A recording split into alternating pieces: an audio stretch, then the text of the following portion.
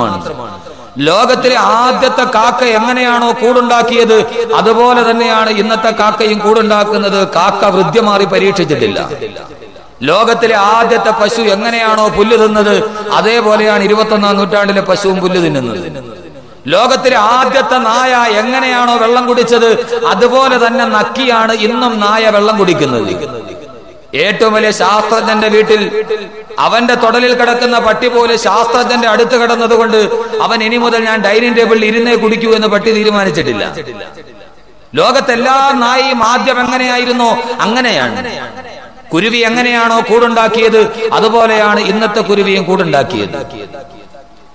ലോകത്തിലെ ആദ്യത്തെ ആന മനുഷ്യനേക്കാൾ 10 ഇരട്ടി വലിപ്പമുണ്ടായിട്ടും അതെങ്ങനെയാണോ അതിന്റെ ഭക്ഷണം ഒടിച്ചു തിന്നത് അതുപോലെ തന്നെയാണ് ഇന്നും ആനകൾ ഭക്ഷണം കഴിക്കുന്നത്. ലോകത്തുള്ള എല്ലാ വസ്തുക്കളും പാമ്പുകൾ എങ്ങനെയാണോ സഞ്ചരിച്ചത് അതേപോലെയാണ് ഇന്നും സഞ്ചരിക്കുക. ഇതിനെല്ലാം മാറ്റമുണ്ടായത് മനുഷ്യന് മാത്രമാണ്. ആദ്യത്തെ മനുഷ്യൻ ഭക്ഷണം കഴിച്ചതുപോലെയല്ല ഇന്നത്തെ മനുഷ്യൻ ഭക്ഷണം കഴിക്കുക. ആദ്യം മനുഷ്യൻ വസ്ത്രമെടുത്തതുപോലെയല്ല ഇന്ന് വസ്ത്രമെടുക്കുക. ആദ്യം അവൻ വസ്ത്രമെടുത്തത് ആദ്യം മനുഷ്യൻ വസ്ത്രം ഉടുക്കാത്തവനായിരുന്നു. കുറച്ചുകൂടി പുരോഗതി പ്രാപിച്ചപ്പോൾ അവൻ മരത്തിന്റെ തോലെടുത്ത് നഗ്നത മറക്കാൻ തുടങ്ങി. പിന്നീട് അവൻ സ്വന്തം കൈകൾ കൊണ്ട് തുന്നിയുണ്ടാക്കുന്ന വസ്ത്രമാക്കി. മരത്തിന്റെ ഇലകൾ അവന്റെ വസ്ത്രമാക്കി. പിന്നീട് തുന്നുന്ന വസ്ത്രങ്ങളായി. ഏറ്റവും അവസാനം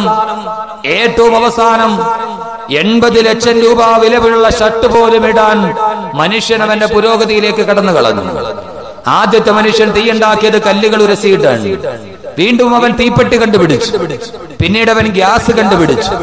ഇപ്പോൾ അന്തരീക്ഷത്തിൽ നിന്ന് പോലും തീയുണ്ടാക്കാൻ മനുഷ്യൻ കണ്ടുപിടിച്ചു കൊണ്ടേയിരിക്കുകയാണ്. ആദ്യത്തെ മനുഷ്യൻ വീടുണ്ടാക്കിയതുപോലെ ഇലകൾ ഒടിച്ചു വെച്ചിട്ടല്ല മനുഷ്യൻ വീടുണ്ടാക്കുന്നത്. അതെല്ലാം മാറി. ഇലകൾ കൊണ്ട് വീടുണ്ടാക്കിയത് മാറി. കമ്പുകൾ ചാച്ചുവെച്ച വീടുകൾ മാറി. മൺകട്ടകൾ പിടിച്ചുണ്ടാക്കിയ വീടുകൾ മാറി. ചെളി കൊണ്ടുണ്ടാക്കിയ വീടുകൾ മാറി. അവസാനം സിമന്റും കട്ടയും ഒന്നുമില്ലാതെ നാഷണൽ ഹൈവേയിലൂടെ ബൈപ്പാസിലൂടെ പോയാൽ കാണുന്ന ഷിപ്പിന്റെ മാകതിയുള്ള ഇൻഫോ പാർക്ക് പോലെ കൊണ്ടുപോയി വെക്കാൻ കഴിഞ്ഞിട്ട് ഭൂകമ്പമുണ്ടായാൽ എടുത്തുകൊണ്ടു പോകാൻ കഴിയുന്ന സാമഗ്രികൾ കൊണ്ട് വീടുണ്ടാക്കാൻ മനുഷ്യൻ പഠിച്ചു. പുരോഗതി എന്ന് പറയുന്നത് അത് മനുഷ്യന് മാത്രമേ ലോകത്തുള്ളൂ. വേറെ ആർക്കും പുരോഗതിയില്ല. ആ പുരോഗതിയുടെ ഒരേ ഒരു അടിസ്ഥാനം അവന്റെ വിജ്ഞാനമാണ്, അറിവ്. ബാക്കി എല്ലാവർക്കും അറിവുണ്ട്, പക്ഷെ അറിവ് അവനെ പുരോഗതിയിലേക്ക് നടക്കുന്നില്ല. എത്രത്തോളം അറിവ് മനുഷ്യനുണ്ടാക്കുന്നുവോ അതാണ് അവന്റെ പുരോഗതിയുടെ നിദാനം എന്ന് പറയുമ്പോൾ അള്ളാഹു തന്നെ പറഞ്ഞത് അതാണ്. വലഖദ് കറംനാ ബനീ ആദം, ആദമിന്റെ സന്താനങ്ങളെ ഞാൻ ബഹുമാനിച്ചിരിക്കുകയാണ്. വലഖദ് കറംനാ ബനീ ആദം, ആദമിന്റെ സന്തതികളെ ഞാൻ ബഹുമാനിച്ചിരിക്കുകയാണ് എന്ന് അല്ലാഹു സുബ്ഹാനഹു വ തആല പറയുമ്പോൾ അറിവുകൾക്ക് പരിമിതിയില്ല. അറിവ് എത്രത്തോളം നാം പഠിച്ചാലും അതിന്റെ ഒരല്പം പോലും നമ്മുടെ ജീവിതത്തിലേക്ക് സംശീകരിക്കാൻ കഴിയില്ല. അതുകൊണ്ട് അറിവ് അനന്തമാണ് എന്ന് ഓർമ്മിപ്പിച്ചുകൊണ്ട് ഞാൻ എന്റെ പ്രിയപ്പെട്ട സഹോദരങ്ങളോട് എന്റെ പ്രഭാഷണത്തിന്റെ 3ാമത്തെ ദിവസത്തിലോട്ട് കടക്കുകയാണ്. നാം ഇന്ന് പറയുന്ന വിഷയം അല്ലാഹുവിന്റെ വിശുദ്ധമായ ഖുർആനിന്റെ ആദ്യ സൂക്തം അൽഹംദുലില്ലാഹി റബ്ബിൽ ആലമീൻ. സർവ്വലോകത്തിന്റെയും രക്ഷിതാവായ അല്ലാഹുവേ, നിനക്കാണ് സർവ്വസ്തുതിയും. അല്ലാഹു പറയുന്നു സർവ്വലോകങ്ങളുടെയും രക്ഷിതാവ് അല്ലാഹു മാത്രമാണ്. വിഷയം വളരെ വിശാലമായതുകൊണ്ടും സമയം വളരെ പരിമിതമായതുകൊണ്ടും നമുക്ക് ആ ചർച്ചയിലേക്ക് നേരിട്ട് കടക്കാം. ഇനി നാം അറിയേണ്ടത് നമ്മുടെ അറിവുകൾ പരിമിതമാണ് എന്നുള്ള ഓർമ്മയിലൂടെ അറിവിന്റെ ലോകങ്ങളുടെ വാതായനങ്ങൾ തുറക്കുക. ഖുർആൻ നമ്മോട് അതാണ് പറഞ്ഞത്. ഏറ്റവും കൂടുതൽ പഠിക്കേണ്ടവനായിരിക്കണം മനുഷ്യൻ. അല്ലാഹുവിന്റെ ഖുർആൻ പറയുന്നു അൽഹംദുലില്ലാഹി റബ്ബിൽ ആലമീൻ. സർവ്വ ആലമുകളുടെയും ഉടമസ്ഥൻ അല്ലാഹുവാണ്. ആലം എന്ന് പറഞ്ഞാൽ ലോകം. ഞാൻ നേരത്തെ സൂചിപ്പിച്ചതുപോലെ ആലമീൻ എന്ന് പറഞ്ഞാൽ സർവ്വ ലോകങ്ങളുടെയും ഉടമസ്ഥൻ, ബഹുവചനമാണ്. അപ്പൊ ഒന്നിൽ കൂടുതൽ ലോകമുണ്ട് എന്ന് നമുക്ക് മനസ്സിലായി. സ്വാഭാവികമായും നമുക്കറിയാവുന്ന ഇഹലോകം അറിയാം, പരലോകത്തെ കുറിച്ചറിയാം. ഇതൊന്നുമല്ല, നാം ആരും അറിയാത്ത, നാം ഇതേവരെ ചിന്തിക്കാത്ത ചില ജീവിതത്തിന്റെ ഘട്ടങ്ങളുണ്ട്. സ്വാഭാവികമായും അറിവിന്റെ മുമ്പിൽ മനുഷ്യൻ നിൽക്കുന്നത് ലോകത്ത് 3 ചോദ്യങ്ങൾക്കാണ് ഉത്തരം കണ്ടെത്തേണ്ടത്. ഒന്ന്, മനുഷ്യനെ സംബന്ധിച്ചോളം അവന് ഉത്തരമില്ലാത്ത 3 ചോദ്യങ്ങളുണ്ട്. ഒന്ന്, ഞാൻ എവിടെ നിന്ന് വന്നു? എവിടെ നിന്നാണ് മനുഷ്യൻ വന്നത്? എന്തിനാണ് വന്നത്? ഇനി എവിടേക്കാണ് പോകുന്നത്? ഈ 3 ചോദ്യത്തിനാണ് ഉത്തരം കണ്ടെത്തേണ്ടത്. എവിടെ നിന്ന് വന്നു? ഈ ഭൂമിയിൽ എന്തിനു വന്നു? ഇനി എവിടേക്ക് നാം പോകും? ഈ 3 ചോദ്യത്തിന്റെ ഉത്തരമാണ് ഈ 3 ദിവസത്തെ വിഷയം. അൽ ആലമീൻ എന്ന വിഷയം. അള്ളാഹു തൗഫീഖ് നൽകട്ടെ. എവിടെ നിന്ന് വന്നു എന്നറിയണം, എന്തിനു വന്നു എന്നറിയണം, എവിടേക്ക് പോകുന്നു എന്നറിയണം. അള്ളാഹു നമുക്ക് നമ്മുടെ ജീവിതത്തിന്റെ യാത്ര തുടങ്ങാം, അല്ലെ? ഇനി ഒരു യാത്ര തുടങ്ങുകയാണ് നാം, നമ്മുടെ ജീവിത യാത്ര, സബലമീ യാത്ര. ഹാപ്പി ജേർണി ഇന്ത്യൻ റെയിൽവേയിലൊക്കെ എഴുതി വെക്കുന്ന മാതിരി നമ്മുടെ ഹാപ്പി ജേർണി തുടങ്ങാൻ പോവാണ്. അള്ളാഹു ഏറ്റവും വലിയ സന്തോഷത്തിൽ അവസാനിപ്പിക്കുമാറാകട്ടെ. അള്ളാഹുവിന്റെ വിശുദ്ധമായ ഖുർആന്റെ വ്യാഖ്യാതാക്കൾ പറയുന്നു, മനുഷ്യനെ സംബന്ധിച്ചോളം അവന് 5 ലോകങ്ങളുണ്ട്. 5 ഘട്ടങ്ങളിലൂടെ നടന്നു വന്ന് 5ാമത്തെ ഘട്ടത്തിൽ അവസാനിക്കുന്നതാണ് മനുഷ്യന്റെ ജീവിതമെന്ന് അള്ളാഹുവിന്റെ വിശുദ്ധമായ ഖുർആൻ പല ഭാഗങ്ങളിലായി നമ്മോട് പറയുമ്പോ, ലോകത്ത് എത്രയോ ഇസങ്ങൾ കടന്നു വന്നിട്ടുണ്ട്. കമ്മ്യൂണിസം അടക്കമുള്ള, ക്യാപിറ്റലിസം അടക്കമുള്ള, സോഷ്യലിസം അടക്കമുള്ള, ലാവോയിസം അടക്കമുള്ള, കൺഫ്യൂഷനിസം അടക്കമുള്ള ലോകത്തിന്റെ എത്രയോ ഇസങ്ങൾ ഈ ലോകത്ത് കടന്നു വന്നിട്ടുണ്ട്. ആയിരക്കണക്കിന് മതങ്ങൾക്കും നാഗരികതകൾക്കും സംസ്കാരങ്ങൾക്കും വിത്തുപാക ഈ ഭൂമി ലോകം എത്രയോ ഇസങ്ങളെ കണ്ടിട്ടുണ്ട്. മതത്തെയും കണ്ടിട്ടുണ്ട്, മതമില്ലാത്ത മതക്കാരെയും കണ്ടിട്ടുണ്ട്, നിരീശ്വരവാദികളെയും കണ്ടിട്ടുണ്ട്. പക്ഷേ ലോകത്ത് കടന്നു വന്ന എല്ലാ ഇസങ്ങൾക്കും, എല്ലാ പ്രത്യയശാസ്ത്രങ്ങളോടും മനുഷ്യൻ ചോദിച്ച ഒരു ചോദ്യമുണ്ടായിരുന്നു: മനുഷ്യൻ എവിടെ നിന്നാണ് വന്നത്, എന്തിനാണ് വന്നത്, ഇനി എവിടേക്കാണ് പോകുന്നത് എന്ന ചോദ്യത്തിന്റെ മുമ്പിൽ മറുപടി പറയാൻ കഴിയാതെ ലോകത്ത് കടന്നു വന്ന എല്ലാ ഇസങ്ങളും എയ്ഡ്സും എബോളയും പിടിച്ച് കാലത്തിന്റെ ചക്രവാളത്തിലേക്ക് വലിച്ചെറിയപ്പെട്ട ചരിത്രമാണ് പറയാനുള്ളത് എങ്കിൽ, ലോകത്തിന്റെ എല്ലാം തകർന്നടിയുന്ന ഇസങ്ങളുടെയും പിടിതെറിയപ്പെടുന്ന പ്രതിമകളുടെയും മൂകമായ ദീനവിലാപത്തിന്റെ നടുവിൽ ലോകമാനവരാശിയുടെ മുമ്പിൽ ദിശാബോധം കാണിച്ചുകൊണ്ട് മനുഷ്യൻ അറിയേണ്ട എല്ലാ ചോദ്യങ്ങൾക്കും ആറ്റം മുതൽ ആഖിറം വരെ, പരമാണു മുതൽ പരലോകം വരെ മനുഷ്യന്റെ എല്ലാ ചോദ്യങ്ങൾക്കും ഉത്തരം നൽകിക്കൊണ്ട് 14 നൂറ്റാണ്ടുകൾക്ക് മുമ്പ് കടന്നു വന്ന പ്രപഞ്ചത്തിന്റെ ആമുഖ പുസ്തകമായ വിശുദ്ധമായ ഖുർആൻ. ആ ഖുർആൻ ലോകത്ത് കടന്നു വന്ന എല്ലാ ഇസങ്ങളും എന്നേക്കാൾ കൂടുതലായി നിങ്ങൾക്കറിയാം. കമ്മ്യൂണിസം ഉണ്ടായിരുന്നു, ക്യാപിറ്റലിസം ഉണ്ടായിരുന്നു, സോഷ്യലിസം ഉണ്ടായിരുന്നു, ജൈനന്റെ ബുദ്ധമഹാവീരന്റെ ബുദ്ധമതം ഉണ്ടായിരുന്നു, വർദ്ധമാന മഹാവീരന്റെ ജൈനമതം ഉണ്ടായിരുന്നു. എല്ലാ മതങ്ങളും ലോകത്ത് അങ്കുലീപരിമിതമായി മാറിക്കടിയുമ്പോ ലോകത്ത് ഇസ്ലാം എന്ന് പറയുന്ന അള്ളാഹുവിന്റെ പ്രത്യയശാസ്ത്രം ബിനിക്സ് പക്ഷിയെ പോലെ ലോക ചരിത്രത്തിൽ മുന്നേറ്റം കുറിക്കുമ്പോ എന്തുകൊണ്ടാണ് ഇത് കഴിഞ്ഞതെന്നറിയുമോ? ലോകത്ത് പിറന്നു വീണ എല്ലാ മനുഷ്യരും ചോദിക്കാൻ ആഗ്രഹിച്ച 3 ചോദ്യങ്ങൾക്ക് ഒരൊറ്റ വാക്കിൽ ഉത്തരം പറയാൻ കഴിഞ്ഞ ലോകത്തിന്റെ ഒരു ദാർശനിക വ്യവസ്ഥിതി ഉണ്ടെങ്കിൽ അത് അള്ളാഹുവിന്റെ വിശുദ്ധമായ ഇസ്ലാം മാത്രമാണ്. മനുഷ്യന്റെ അവന്റെ അസ്തിത്വബോധം, അവന്റെ അസ്തിത്വത്തെ കുറിച്ചുള്ള ചോദ്യമാണ് മനുഷ്യന്റെ മുമ്പിൽ ഒരു പ്രഹേളികയായി മാറി നിന്നതെങ്കിൽ ഡാർവിൻ പറഞ്ഞു, കുരങ്ങിൽ നിന്നാണ് മനുഷ്യൻ രൂപാന്തരപ്പെട്ടത്. സോഷ്യലിസവും ക്യാപിറ്റലിസവും ഒരു തന്തുകളിലേക്ക് മാത്രം ശ്രദ്ധ കേന്ദ്രീകരിച്ചപ്പോ അല്ലാഹു സുബ്ഹാനഹു വ തആല 14 നൂറ്റാണ്ടുകൾക്ക് മുമ്പ് സംസ്കാരം എന്തെന്നറിയാത്ത, വിവരമറിയാത്ത ജനതയുടെ മുമ്പിലേക്ക് അവതരിപ്പിച്ച അള്ളാഹുവിന്റെ വിശുദ്ധമായ ഖുർആൻ മാനവ ലോകം ചോദിച്ച 3 ചോദ്യങ്ങൾക്ക് ഒരൊറ്റ വാക്കിൽ ഉത്തരം പറയുകയാണ്. വിശുദ്ധമായ ഖുർആൻ തുറങ്ങുമ്പോൾ കാണുന്ന ആദ്യത്തെ സൂറത്ത് ഫാത്തിഹത്തുൽ കിതാബ്. ഫാത്തിഹ എന്ന് പറയുന്നതിന്റെ അർത്ഥം തന്നെ ഫാത്തിഹത്തുന് തുറക്കുന്നത് എന്നാണ്. എല്ലാ രഹസ്യങ്ങളുടെയും കവാടങ്ങൾ മലർക്കെ തുറന്നുകൊണ്ട് അള്ളാഹു മനുഷ്യനോട് ചോദിച്ചു, മനുഷ്യ നിനക്കറിയേണ്ടത് എന്താണ്? നീ എവിടെ നിന്ന് വന്നെന്നാണോ അറിയേണ്ടത്? എന്തിനു വന്നു എന്നറിയണോ? ഇനി എവിടേക്കാണ് നീ പോകേണ്ടതെന്നറിയണോ? വഴിയറിയാതെ, ദിശയറിയാതെ, ദിക്കറിയാതെ ലോകത്തിന്റെ മുമ്പിൽ എന്തിനാണ് ഈ ജന്മം എന്ന പ്രകേളികയുമായി നിന്ന മനുഷ്യനോട് അള്ളാന്റെ ഖുർആൻ ആദ്യത്തെ വാക്ക് പറയുകയാണ്, അൽഹംദുലില്ലാഹി റബ്ബിൽ ആലമീൻ. ഓ മോനെ മനുഷ്യ, നീ വന്നത് 5 ലോകങ്ങൾ പിന്നിട്ടാണ് നിന്റെ ജീവിതം പോകുന്നത്. എവിടെ നിന്ന് വന്നു എന്നറിയണോ? അള്ളാഹു പറയുന്നു 5 ഘട്ടങ്ങളുണ്ട് മനുഷ്യ ജീവിതത്തിനെന്ന്. അള്ളാഹുവിന്റെ വിശുദ്ധ ഖുർആൻ, അള്ളാഹുവിന്റെ ഖുർആൻ അത്രയേറെ വിശാലമായ അർത്ഥതലങ്ങളിലൂടെ ഒരൊറ്റ വാക്കിലാണ് അള്ളാഹ് പറയുന്നത്. ഇന്നത്തെ നമ്മുടെ സംസാര വിഷയം അൽ ആലമീൻ എന്ന ഒരൊറ്റ വാക്കിൽ അള്ളാഹു മനുഷ്യന്റെ തുടക്കം മുതൽ ഒടുക്കം വരെ പറയുകയാ. ഇത് അല്ലാഹുവല്ലാതെ പറയാൻ കഴിയില്ല, ഇത് ഖുർആൻ അല്ലാതെ പറയാൻ കഴിയില്ല. വവജ്ഹു ഇജാസിഹി കൗനുഹു വലാ തബഖാത്തിൽ ഫസാഹതി വൽ ബലാഗ. അതുകൊണ്ട് എന്റെ സഹോദരങ്ങളോട്, എന്റെ സഹോദരിമാരോട് ഞാൻ ഓർമ്മിക്കുന്നത്, ഇന്ന് നാം നമ്മുടെ ഇന്നലകൾ തികയാൻ പോവുകയാണ്, നമ്മുടെ പൂർവ്വ ചരിത്രം തികയാൻ പോവുകയാണ്. എവിടെ നിന്നാണ് നമ്മൾ വന്നത്? എന്തിനാണ് ഈ ഭൂമിയിൽ നാം ഒരു മനുഷ്യനായി പിറന്നത്? അതുകൊണ്ട് ശ്രദ്ധയോടെ ഈ വിഷയം ഗ്രഹിക്കണേ എന്നുള്ള ചിന്തയോടെ അള്ളാഹു നമുക്ക് ദിശാബോധം നൽകി അനുഗ്രഹിക്കുമാറാകട്ടെ. എവിടേക്കാണ് പോകേണ്ടതെന്നുള്ള ലക്ഷ്യമറിയണം നാം. ലക്ഷ്യമറിയാതെ പോയാൽ നമ്മുടെ ജീവിതം സഫലമാവില്ല. അതുകൊണ്ടാണ് അള്ളാഹു പറഞ്ഞത് അൽഹംദുലില്ലാഹി റബ്ബിൽ ആലമീൻ. ഖുർആന്റെ ആദ്യ വാക്യമാണ് ഞാൻ ഈ പറയുന്നത്. ഇത് പറഞ്ഞു തന്നെ അവസാനിക്കാൻ ഈ പാവപ്പെട്ടവന് കഴിയുമോ?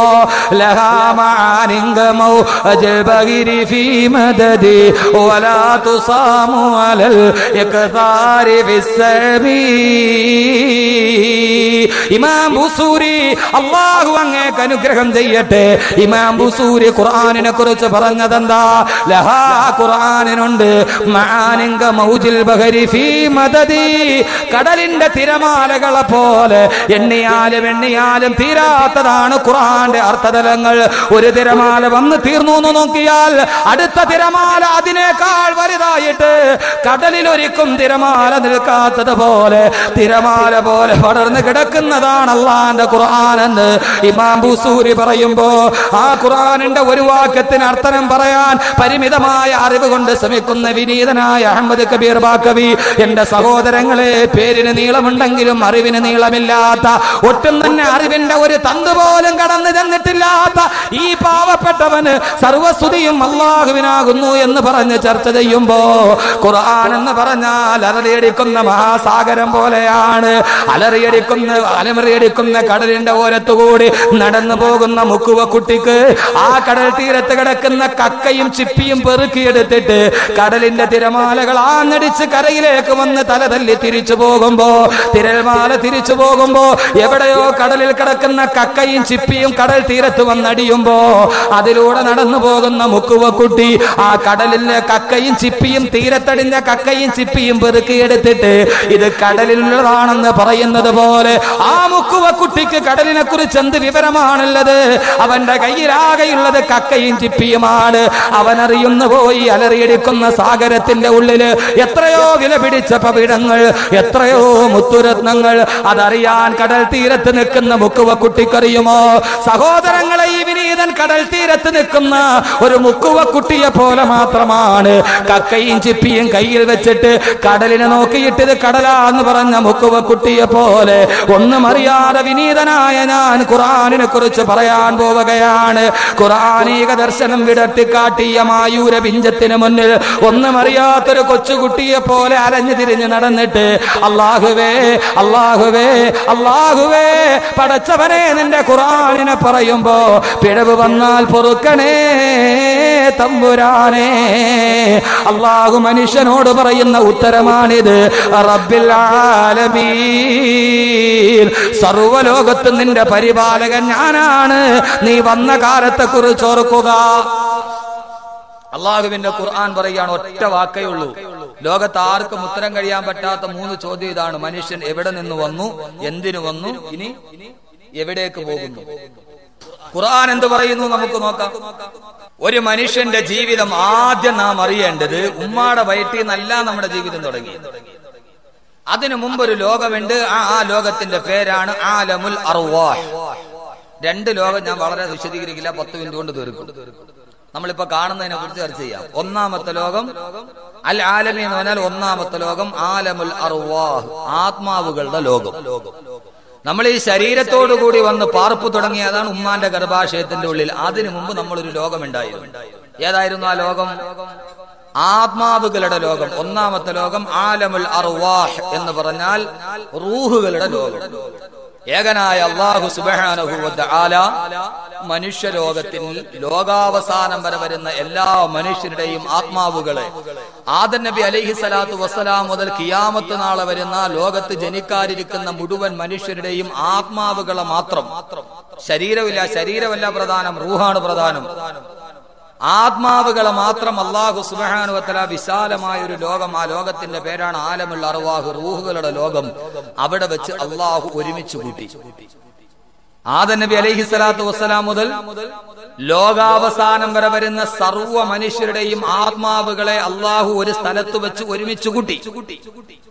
എന്നിട്ട് ഏകനായ അല്ലാഹു സുബ്ഹാനഹു വ തആല ആ റൂഹുകളോട് സംസാരിച്ചു. അവിടെ ഞാനും നിങ്ങളും ഒക്കെ ഉണ്ട്, നമ്മുടെയൊക്കെ റൂഹുണ്ട്. ഈ ശരീരമില്ലാന്നേ ഉള്ളൂ, റൂഹുണ്ട്, ആത്മാവുണ്ട്. കല്ലൂരുകാരുണ്ട്, ഞാനുണ്ട്. ആദം നബി മുതൽ ലോകത്ത് വരെയുള്ള സർവ്വ ആളുകളും അവരുടെ റൂഹുകളെ മുഴുവനും അള്ളാഹു വിശാലമായ ലോകത്ത് ഒരുമിച്ച് കൂട്ടി. എന്നിട്ട് അള്ളാഹു അവരോട് ചോദിച്ചു. ഖുർആൻ, ഞാൻ പറയുന്നില്ല, ഖുർആൻ.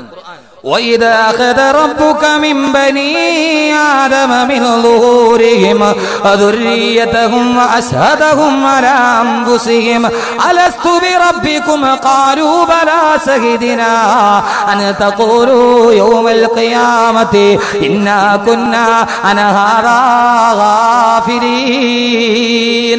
അല്ലാഹു പറയുകയാണ്, നബിയെ പറഞ്ഞു കൊടുക്കുക, അല്ലാഹുവിന്റെ അടിമകൾക്ക് മനുഷ്യർ ഓർമ്മയില്ലെങ്കിൽ പറഞ്ഞു കൊടുക്ക് നബിയേ.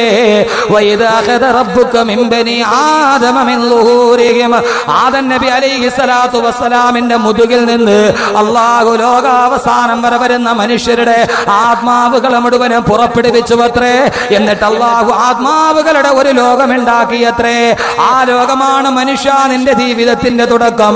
ആലമുൽ അർവാഹ്, ലോകത്തിൽ മനുഷ്യന്റെ ജീവിതത്തിന്റെ തുടക്കം ആലമുൽ അർവാഹിലാണ്. ഇതാണ് ഒന്നാമത്തെ ലോകം, മനസ്സിലായോ? ഇനി രണ്ടാമത്തെ ലോകം ആലമുൽ അർഹാം. ആലമുൽ അർവാഹിൽ വേറെ കുറെ സംഭവങ്ങളൊക്കെ നടന്നിട്ടുണ്ട്. ആ ലോകമാണ് രണ്ടാമത്തെ ലോകം. അല്ലാഹുവിന്റെ ഖുർആൻ പറയുന്നു, ആലമുൽ അർഹാം, നിന്റെ ജീവിതത്തിന്റെ ഒന്നാമത്തെ ലോകം ആലമുൽ അർവാഹാണ്. അവിടെ നിന്ന് നിന്റെ എല്ലാ ആത്മാവുകളെയും അല്ലാഹു വീണ്ടും ആദം നബിയുടെ മുതുകിലേക്ക് മടക്കി. എന്നിട്ട് അല്ലാഹു സുബ്ഹാനഹു വ തആല മനുഷ്യരെല്ലാം ആദം നബി അലൈഹി സ്വലാത്തു വസ്സലാമിന്റെ മുതുകിലേക്ക് വിട്ടുകിടഞ്ഞ് ഒരു മനുഷ്യൻ പിന്നീട് അല്ലാഹു വരികയാണ്. അല്ലാഹുവിനെ റബ്ബായിട്ട് അംഗീകരിച്ച നാം അംഗീകാരം അനുസരിച്ച് ജീവിക്കുന്നുണ്ടോ എന്ന് പരീക്ഷിക്കാനാണ് അല്ലാഹു രണ്ടാമത്തെ ലോകത്തേക്ക് നമ്മെ പറഞ്ഞു വിടുക. അല്ലാഹു പറയുന്ന, അതാ നീ ആലമുൽ അർഹാം, രണ്ടാമത്തെ ലോകം ആലമുൽ അർഹാമാണ്. അത് ഉമ്മാന്റെ ഗർഭാശയത്തിന്റെ ഉള്ളിൽ നീ താമസിക്കുന്ന ദിവസമാണ്. 9 മാസവും 10 ദിവസവും മാത്രം നിനക്കായുസുള്ള രണ്ടാമത്തെ ലോകം ആലമുൽ അർഹാം, ഉമ്മാന്റെ ഗർഭാശയ ലോകമാണ്. അൽഹംദുലില്ലാഹി റബ്ബിൽ ആലമീൻ. അൽ ആലമീൻ എന്ന് പറഞ്ഞാൽ അതിന്റെ അർത്ഥം ആലമുൽ അർവാഹിന്റെ റബ്ബ്, രണ്ടാമത്തേത് ആലമുൽ അർഹാമിന്റെ റബ്ബ്. ഇന്നലെ ഞാൻ ഇതിന്റെ ചില ഭാഗങ്ങൾ സൂചിപ്പിച്ചു കളഞ്ഞു.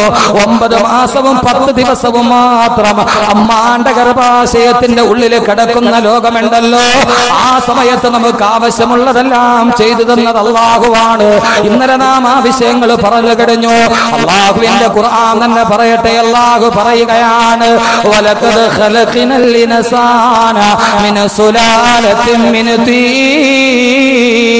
ثم جعلناه نطفة في قرار مكين ثم خلقنا النطفة علقة فخلقنا العلقة مضغة فخلقنا المضغة عظاما فكسونا العظام لحما ثم نسيناه خلقا آخر فتبارك الله أحسن الخالقين. അല്ലാഹു പറയുന്ന, കളിമണ്ണിന്റെ സത്തയിൽ നിന്നാണ് മനുഷ്യ നിന്നെ ഞാൻ സൃഷ്ടിച്ചത്. എന്നിട്ട് നിന്നെ സൃഷ്ടിച്ച ഞാൻ അതൊരു ഇന്ദ്രിയ തുള്ളിയായി നിന്റെ പിതാവിന്റെ മുതുകിലാക്കി. അതിൽ നിന്ന് നിന്റെ മാതാവിന്റെ ഗർഭപാത്രത്തിലെത്തി. സുമ്മ ജഅൽനാഹു നുത്ഫതൻ ഫീ ഖറാരിൻ മകീൻ. അല്ലാഹു പറയുകയാണ്, ഇവിടെ നാം പറയുക, പുരുഷന്റെ മുതുകിൽ നിന്നാണ് ഇന്ദ്രിയം പുറപ്പെടുന്നത്. അല്ലാഹു റൂഹുകളെ പുറപ്പെടുത്തതും ആദം നബിയുടെ മുതുകിൽ നിന്നാണ്. ആ മുതുകിൽ നിന്ന് വന്ന് അത് ഉമ്മാന്റെ ഗർഭാശയത്തിൽ എത്തിക്കഴിയുമ്പോ അല്ലാഹു പറയുകയാണ്, നിന്റെ ആ ഇന്ദ്രിയത്തുള്ളിയെ ഫജഅൽനാഹു ഫീ ഖറാരിൻ മകീൻ, ഒരു സുരക്ഷിതമായ സ്ഥാനത്ത് ഞാൻ നിക്ഷേപിച്ചു അത്രേ. അല്ലാഹു പറയുകയാണ്, പുരുഷന്റെ ആ ബീജത്തെ ഞാൻ ഫീ ഖറാരിൻ മകീൻ, സുരക്ഷിതമായ സ്ഥാനത്ത് നിക്ഷേപിച്ചു. ഏതാ സുരക്ഷിതമായ സ്ഥാനം? ഏതാ? ഉമ്മാന്റെ ഗർഭാശയത്തെ കുറിച്ച് അല്ലാഹു പറയുന്ന വാക്ക് ഗർഭാശയം എന്നല്ല, ഖറാരിൻ മക്കീൻ, സുരക്ഷിതമായ സ്ഥാനം എന്ന് പറഞ്ഞാൽ ആരെയും പേടിക്കാതെ നിനക്ക് കിടക്കാൻ പറ്റുന്ന ഒരു സ്ഥാനമാണ് ഉമ്മാന്റെ ഗർഭാശയം. അള്ള തന്നെ പറഞ്ഞത് സുരക്ഷിതമായ സ്ഥാനമാണെന്നാണ്. ആ അള്ള പറഞ്ഞ സുരക്ഷിത സ്ഥാനത്തെ അരക്ഷിതാവസ്ഥയിലാക്കിയവനല്ലേ മനുഷ്യൻ. എടാ, നീ ഒരു സിറിഞ്ചിനെയും പേടിക്കണ്ട. അള്ള സുരക്ഷിതമായ സ്ഥാനത്ത് കിടത്തിയ കുഞ്ഞിനെയാണ് നമ്മൾ അബോർഷൻ ചെയ്ത് വെളിയിൽ ചാടിക്കണത്. ശരിയാകുമോ? അള്ളാഹു പറഞ്ഞു സുരക്ഷിതമായ സ്ഥാനമാണത്. ആരുടെയും കൈകടത്തിലില്ലാത്ത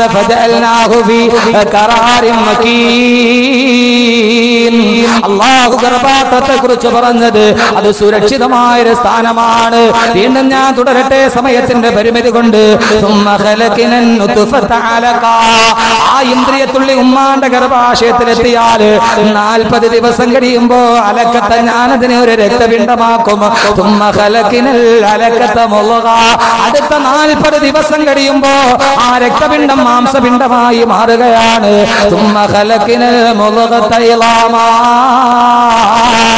പിന്നീട് ആ മാംസപിണ്ഡം എല്ലുകളായി.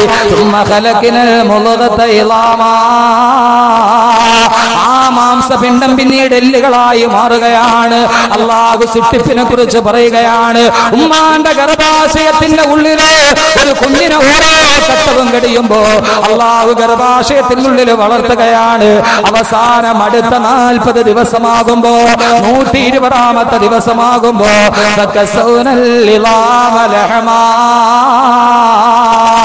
അള്ളാഹു ആ എല്ലുകളുടെ മുകളിൽ മാംസം പൊതിഞ്ഞ് അള്ളാഹു പറയുന്നു 120 വയസ്സമാകുമ്പോ ഉമ്മാന്റെ ഗർഭാശയത്തിനൊരു കുഞ്ഞിന് 4 മാസം പ്രായമായി കഴിയുമ്പോ ഞാൻ ആ എല്ലിന്റെ മുകളിൽ മാംസം വെച്ചിട്ട് തൊലി കൊണ്ട് പൊതിയുകയാണ്.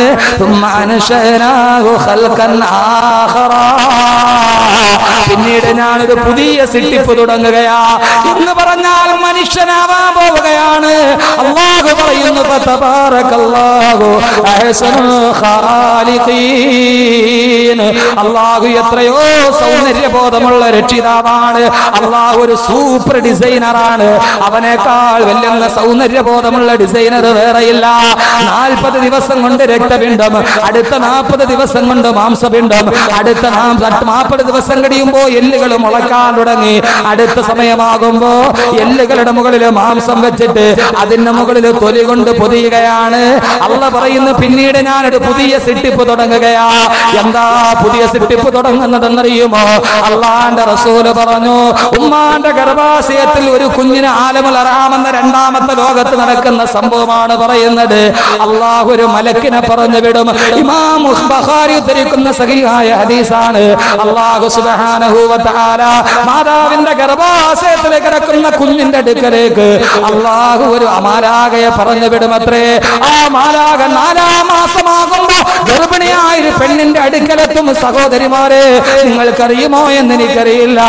നിന്റെ ഗർഭാശയം എന്ന് പറയുന്ന മഹത്തായ ലോകത്ത് നടക്കുന്ന, അതുകൊണ്ടാണല്ലോ ഉമ്മ എന്ന് പറഞ്ഞാൽ മാതാവ് മാത്രമല്ല, അവള് നിന്റെ എല്ലാമാണെന്ന് റസൂലുള്ള പറഞ്ഞത്. നീ ജീവിച്ചിരുന്നൊരു ലോകമാണത്. ഈ ഭൂമിയേക്കാൾ സങ്കീർണമായൊരു ലോകമാണ് നിന്റെ ഉമ്മാന്റെ ഗർഭാശയം.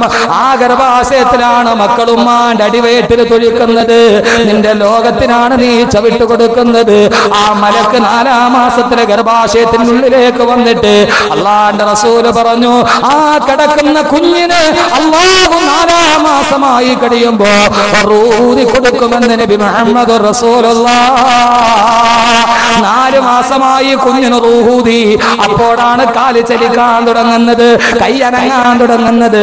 ആ സമയത്ത് ഭാര്യമാര് ഭർത്താവിനോട് പറയും, കൊച്ചു വാപ്പാനെ അന്വേഷിക്കാൻ തുടങ്ങിയിട്ടുണ്ട്, വയറ്റിനുള്ളിൽ അനക്കം തുടങ്ങിയിട്ടുണ്ടെന്ന് സഹോദരിമാര് പറയുന്നത്. അപ്പോഴാണ് അള്ളാഹു പറഞ്ഞു വിടുന്ന മലക്കിന്റെ ജോലി എന്താ? എന്റെ സഹോദരങ്ങള്, ഇവിടെ വെച്ചാണ് റബ്ബിനെ നമ്മൾ പരിചയപ്പെടേണ്ടത്. ആ മലക്ക് വന്നിട്ട് അവന്റെ തലയിൽ എഴുതി വെക്കാൻ തുടങ്ങും.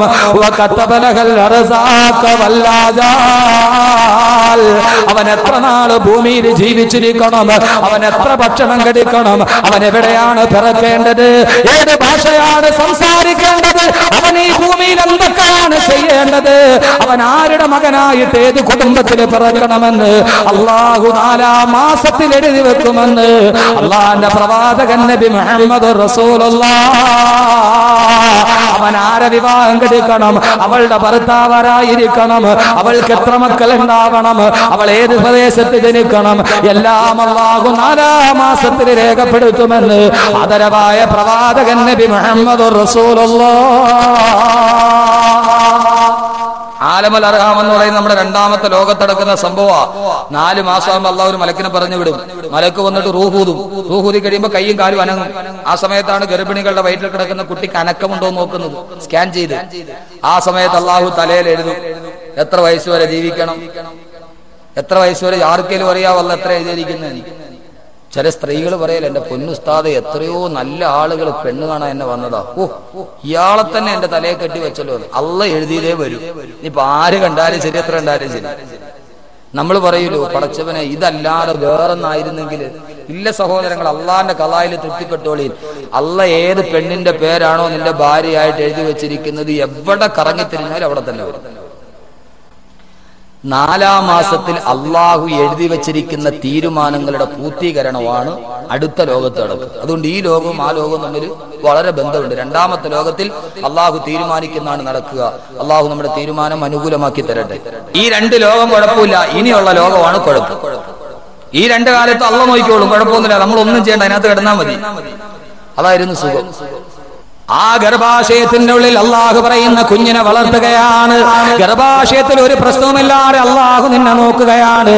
ഇവിടെ അള്ളാഹു ഗർഭാശയത്തെ കുറിച്ച് പറഞ്ഞ വാക്ക് ഞാൻ പറഞ്ഞല്ലോ, ഫജഅൽനാഹു ഫീ ഖറാരിൻ മകീൻ. സുരക്ഷിതമായ സ്ഥാനമാണ് ഗർഭാശയം എന്ന് പറഞ്ഞാൽ. അള്ളാഹു സുബ്ഹാനഹു വ തആല ഒരു കുഞ്ഞിന് ജന്മം കൊടുക്കുമ്പോ, അവൻ റബ്ബായിട്ട് പരിപാലിക്കുമ്പോ, ഗർഭാശയത്തിന്റെ വായുടെ ഭാഗത്തായി ഒരു കുഞ്ഞ് കടന്നു പോകുന്ന ഗർഭാശയത്തിന്റെ, ഒരു സ്ത്രീയുടെ ഗർഭാശയത്തിന് മൂടിക്കെട്ടി കിടക്കുന്ന ഗർഭാശയത്തിന്റെ മുകൾ ഭാഗത്തായി അള്ളാഹു ഒരു അരിപ്പ വെച്ചിട്ടുണ്ട്. ആ അരിപ്പയുടെ പേര് പ്ലാസന്റ എന്നാണ്. കുഞ്ഞ് കിടക്കുന്ന ഗർഭാശയത്തിന്റെ കവാടത്തിന്റെ മുകളില് ഏകനായ തമ്പുരാൻ ഒരു അരിപ്പ വെച്ചിരിക്കുകയാണ്. എന്തിനെന്നറിയുമോ? ഉമ്മാന്റെ ശരീരത്തിലെ വിഷാംശങ്ങളോ, ഉമ്മയുടെ രക്തത്തിൽ വിഷാംശങ്ങൾ കലർന്നാല് അതാ കുഞ്ഞിനെ ബാധിക്കാതിരിക്കാൻ, ഉമ്മയുടെ ഭക്ഷണ പദാർത്ഥത്തിൽ അടങ്ങിയിരിക്കുന്ന രാസവസ്തുക്കൾ കുഞ്ഞുങ്ങളിലേക്ക് പകരാതിരിക്കാൻ അല്ലാഹു ഗർഭാശയത്തിന്റെ കവാടത്തില് ഒരരിപ്പ വെച്ചിരിക്കുകയാണ്. ആ അരിപ്പയിൽ നിന്ന് അരിച്ചിട്ട് നല്ലതല്ലാതെ വെളിയിലോട്ട് പോവുകയില്ല. കാരണം ഒരു കുഞ്ഞ് നിർമ്മലമായിരിക്കണം, നവജാത ശിശു നിർമ്മലമായിരിക്കണം. അതിനുവേണ്ടി അല്ലാഹു ഗർഭാശയത്തിന്റെ മുകളിൽ ഒരു അരിപ്പ വെച്ചിരിക്കുകയാണ്. ആ കുഞ്ഞിന് യാതൊരുവിധ വിഷാംശങ്ങളേക്കാതിരിക്കാൻ ഒരു നിർമ്മലമായ അവസ്ഥയിലാണ് 9 മാസവും 10 ദിവസവും താമസിച്ചിട്ട് അതാ നിന്റെ 3ാമത്തെ ലോകത്തേക്ക് നീ വരാൻ പോവുകയാണ്. കാരണം എന്തെന്നറിയോ? 9 മാസവും 10 ദിവസവും പൂർത്തിയാകുമ്പോ അള്ളാഹു പറഞ്ഞു, നിന്റെ 2ാമത്തെ ലോകം കഴിഞ്ഞു, ഇനി നീ പൊയ്ക്കൊള്ളുക നിന്റെ 3ാമത്തെ ലോകത്തേക്ക്. അപ്പോഴാണ് പ്രസവം നടക്കുന്നത്. അതാ ഒരു കുഞ്ഞ് ജനിക്കാൻ പോവുകയാണ്. ആ കുഞ്ഞു ലോകത്തേക്ക് വരാൻ പോവുകയാണ്. അള്ളാഹു അതിനു വേണ്ടിയുള്ള സംവിധാനം ഒരുക്കുകയാണ്. സഹോദരങ്ങളെ, ലോകത്തിലെ ഏറ്റവും വലിയ സംഭവം നടക്കാൻ പോവുകയാണ്. ഒരു കുഞ്ഞിന്റെ ജനനം എന്ന് പറഞ്ഞാൽ നിസ്സാരമല്ല. ഇന്ന് നടന്ന ഏറ്റവും വലിയ സംഭവം ഏതാണ് ചോദിച്ചാല്, ആ സംഭവം ലോകത്തെവിടെയെങ്കിലും ഒരു കുഞ്ഞ് പറഞ്ഞാൽ ആ കുഞ്ഞിന്റെ ജനനമാണ്. കാരണം എന്താ? ഇന്ന് ജനിച്ച ഈ കുഞ്ഞ് ഏതെങ്കിലും ഗവൺമെന്റ് ആശുപത്രിയുടെ വരാന്തയിൽ ജനിച്ച ഈ കുഞ്ഞ് നാളത്തെ പ്ലേറ്റോ ആവില്ലെന്ന് ആര് കണ്ടു? ഈ കുഞ്ഞു നാളെ ഒരു സോക്രട്ടീസ് ആവില്ലെന്ന് ആര് കണ്ടു?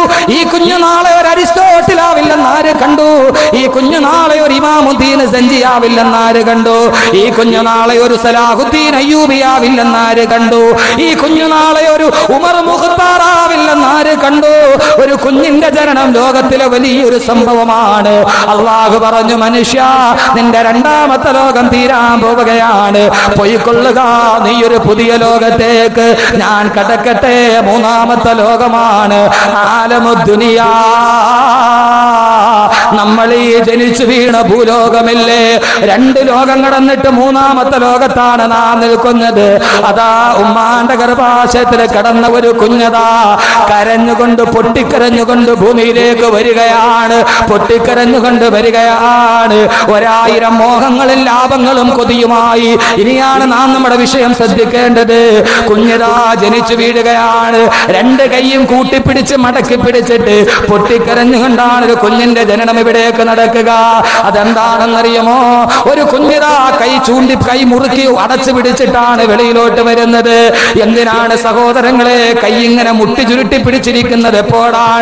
എപ്പോഴും കൈയുടെ ഉള്ളിൽ എന്തെങ്കിലും ഇരിക്കുമ്പോഴാണ് ആരും കാണാതെ കൈ നാം ഇങ്ങനെ അടച്ചു പിടിക്കുന്നത്. ജനിച്ചു വീഴുന്ന നവജാത ശിശുവിന്റെ കയ്യിൽ എന്താണുള്ളത്?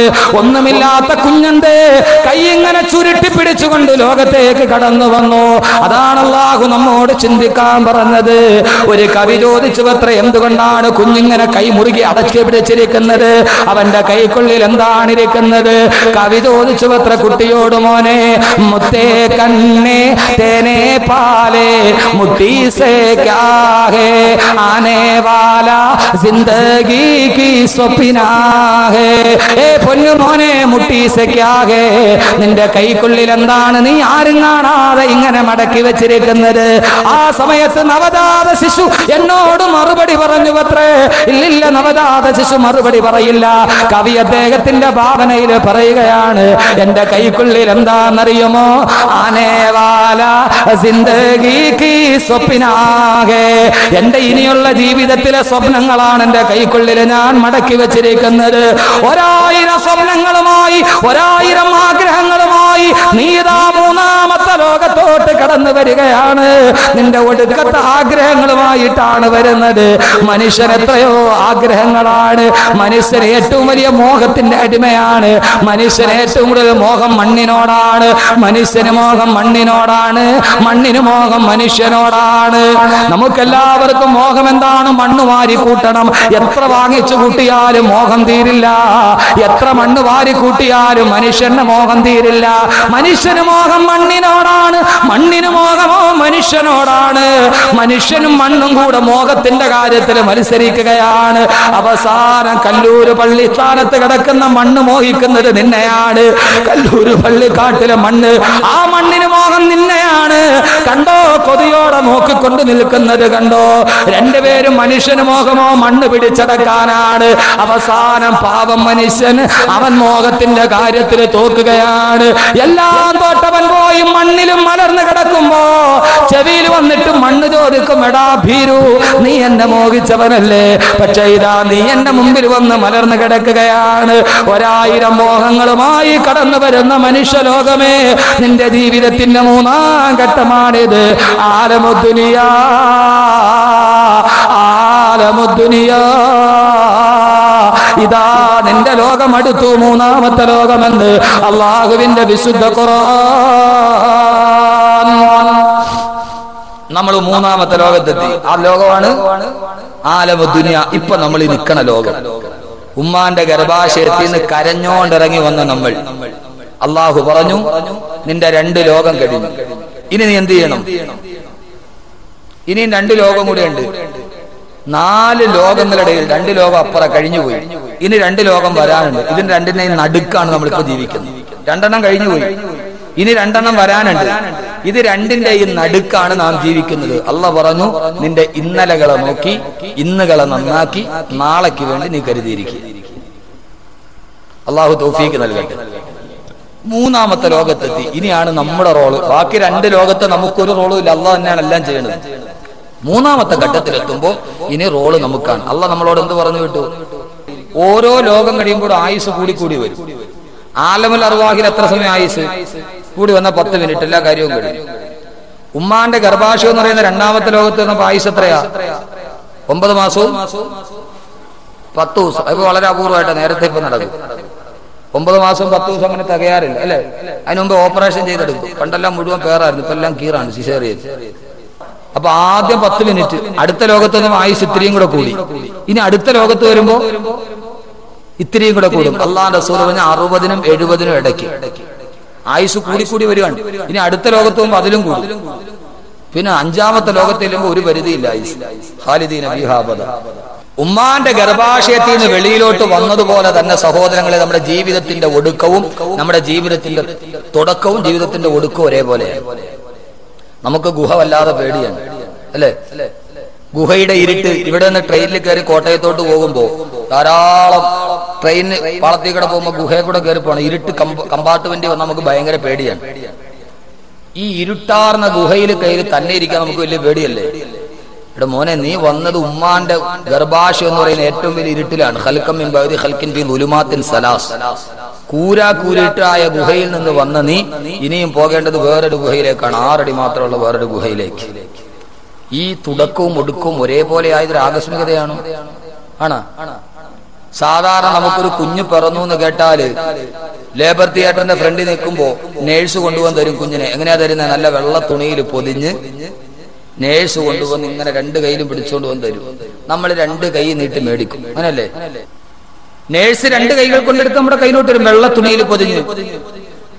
അങ്ങനെ വന്ന നീ ഇവിടുന്ന് പോകുമ്പോ അതേ വെള്ള തുണിയിൽ പൊതിഞ്ഞ് കബറിന്റെ കരയിൽ വെച്ച് താങ്ങി എടുത്ത ഒരാൾ തരെ താടെ വെച്ച് വാങ്ങിച്ച് വേറൊരാൾ അതിന്റെ അകത്തിട്ട് മണ്ണിട്ട് മൂടി. തീർന്നു. ഈ തുടക്കവും ഒടുക്കവും ഒരേപോലെ ആയത് വെറും ഒരു ആകസ്മികതയാണോ? ആണോ? സഹോദരങ്ങളെ, കമിഴ്ന്ന് വീണാ കൈകുത്തി എഴുന്നേക്കാം, മലന്ന് വീണാലോ? സാധാരണ നമ്മൾ പറയണം കമിഴ്ന്ന് വീണാ കൈകുത്തി എഴുന്നേക്കാം, മലന്ന് വീണാലോ? മലന്ന് വീണാ പിന്നെ കൈകുത്താൻ പറ്റുമോ? അങ്ങനെ തന്നെ കിടക്കുകയാണ്. എന്തേ മയ്യത്ത് മലത്തിൽ കിടത്തിയത്? കമിഴ്ത്തി കിടത്തി കൂടായിരുന്നു.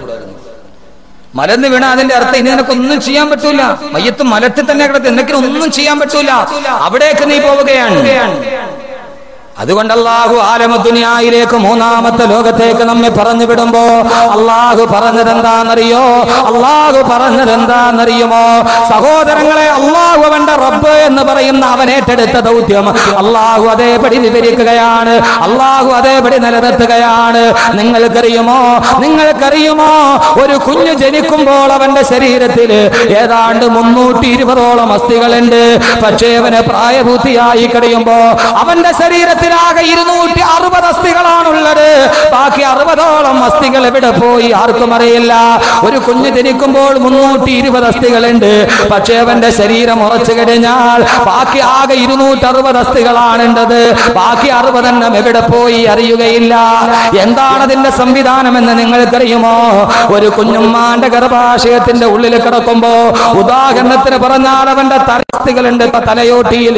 ഒരു കുഞ്ഞുമ്മാന്റെ ഗർഭാശയം പ്രസവത്തിന് വേണ്ടി വെളിയിലോട്ട് വരുമ്പോ നമുക്കറിയാമല്ലോ, സുഖപ്രസവം നടക്കാൻ ആദ്യമായിട്ട് കുഞ്ഞിന്റെ തലയാണ് പ്രസവം നടക്കുമ്പോൾ വെളിയിലോട്ട് വരിക. ആ സമയത്ത് അല്ലാഹു തലയോട്ടിയിൽ 6 അസ്ഥികൾ വെച്ചിട്ടുണ്ട്. അത് പ്രസവത്തിന് വേണ്ടി ഗർഭാശയത്തിന്റെ ഗുഹാമുഖത്ത് വരുമ്പോ അല്ലാഹു ഒരു എല്ലിനെ നിരക്കി മറ്റൊന്നിന്റെ മുകളിൽ കയറ്റും. ഈ 6 എല്ലുകളും കൂടി പരസ്പരം നിരങ്ങി ചെറുതായി തല ചെറുതാകുമ്പോഴാണ് സുഖപ്രസവം നടക്കുന്നത്. എല്ലുകളെങ്ങാനും അങ്ങനെ ഇരുന്നാൽ, അതങ്ങാനും നിരങ്ങാതെ അങ്ങനെ തന്നെ നീണ്ടിരുന്നാൽ കുഞ്ഞിനുമ്മാന്റെ ഗർഭാശയത്തിൽ നിന്ന് വെളിയിലേക്ക് വരാൻ കഴിയില്ല. തലയോട്ടിയിൽ 6 അസ്ഥികൾ പരസ്പരം നിരങ്ങി മുകളിലോട്ട് കയറിയിരുന്ന് തല ചെറുതായിട്ടാണ് പ്രസവം നടക്കുക. അങ്ങനെ ആ കുഞ്ഞ് തല ചെറുതായി ഉമ്മാന്റെ ഗർഭാശയത്തിൽ വെളിയിൽ വന്നാലോ ഉടനെ അവന്റെ എല്ലുകൾ കൂടിച്ചേരുകയില്ല. ആവശ്യം കഴിഞ്ഞാൽ കൂടിച്ചേരുകയില്ല. കാരണം എന്താണെന്നറിയുമോ? തലയോട്ടിയിൽ 6 എല്ലുകളും കൂടെ കൂടി ജോയിന്റായി കഴിഞ്ഞാല് ആ പൊന്നമോന്റെ തലച്ചോറ് വികസിക്കണ്ടേ?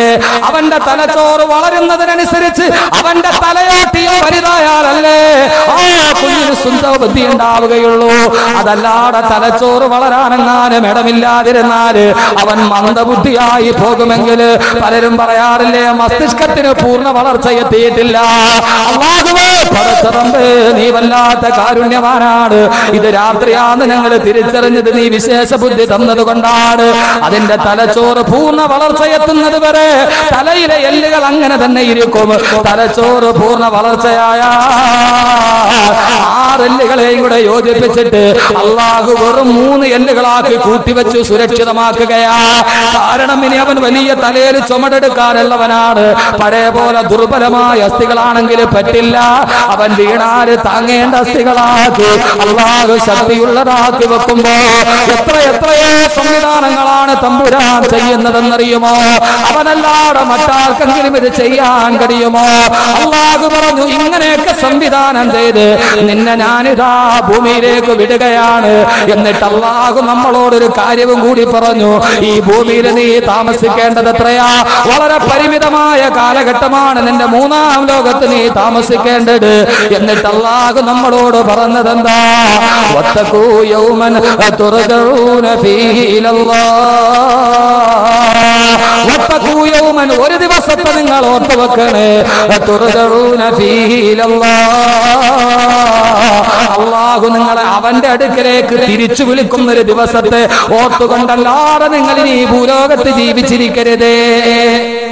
മൂന്നാമത്തെ ലോകത്ത് വന്നു അല്ലാഹു നമുക്കൊരു നിർദ്ദേശവും തന്നു. എന്താ നിർദ്ദേശം? വത്തഖൂ യൗമൻ തുർജഊന ഫീഹി ഇലല്ലാഹ്, അല്ലാഹുവിലേക്ക് നിങ്ങളെ തിരിച്ചു വിളിക്കുന്ന ഒരു ദിവസമുണ്ട്. ആ ദിവസത്തെ നിങ്ങൾ ഓർക്കണം. അല്ലാഹു തൗഫീഖ് നൽകട്ടെ, അല്ലാഹു തൗഫീഖ് നൽകട്ടെ. അപ്പൊ ഇനി നമ്മുടെ ജോലി എന്താ?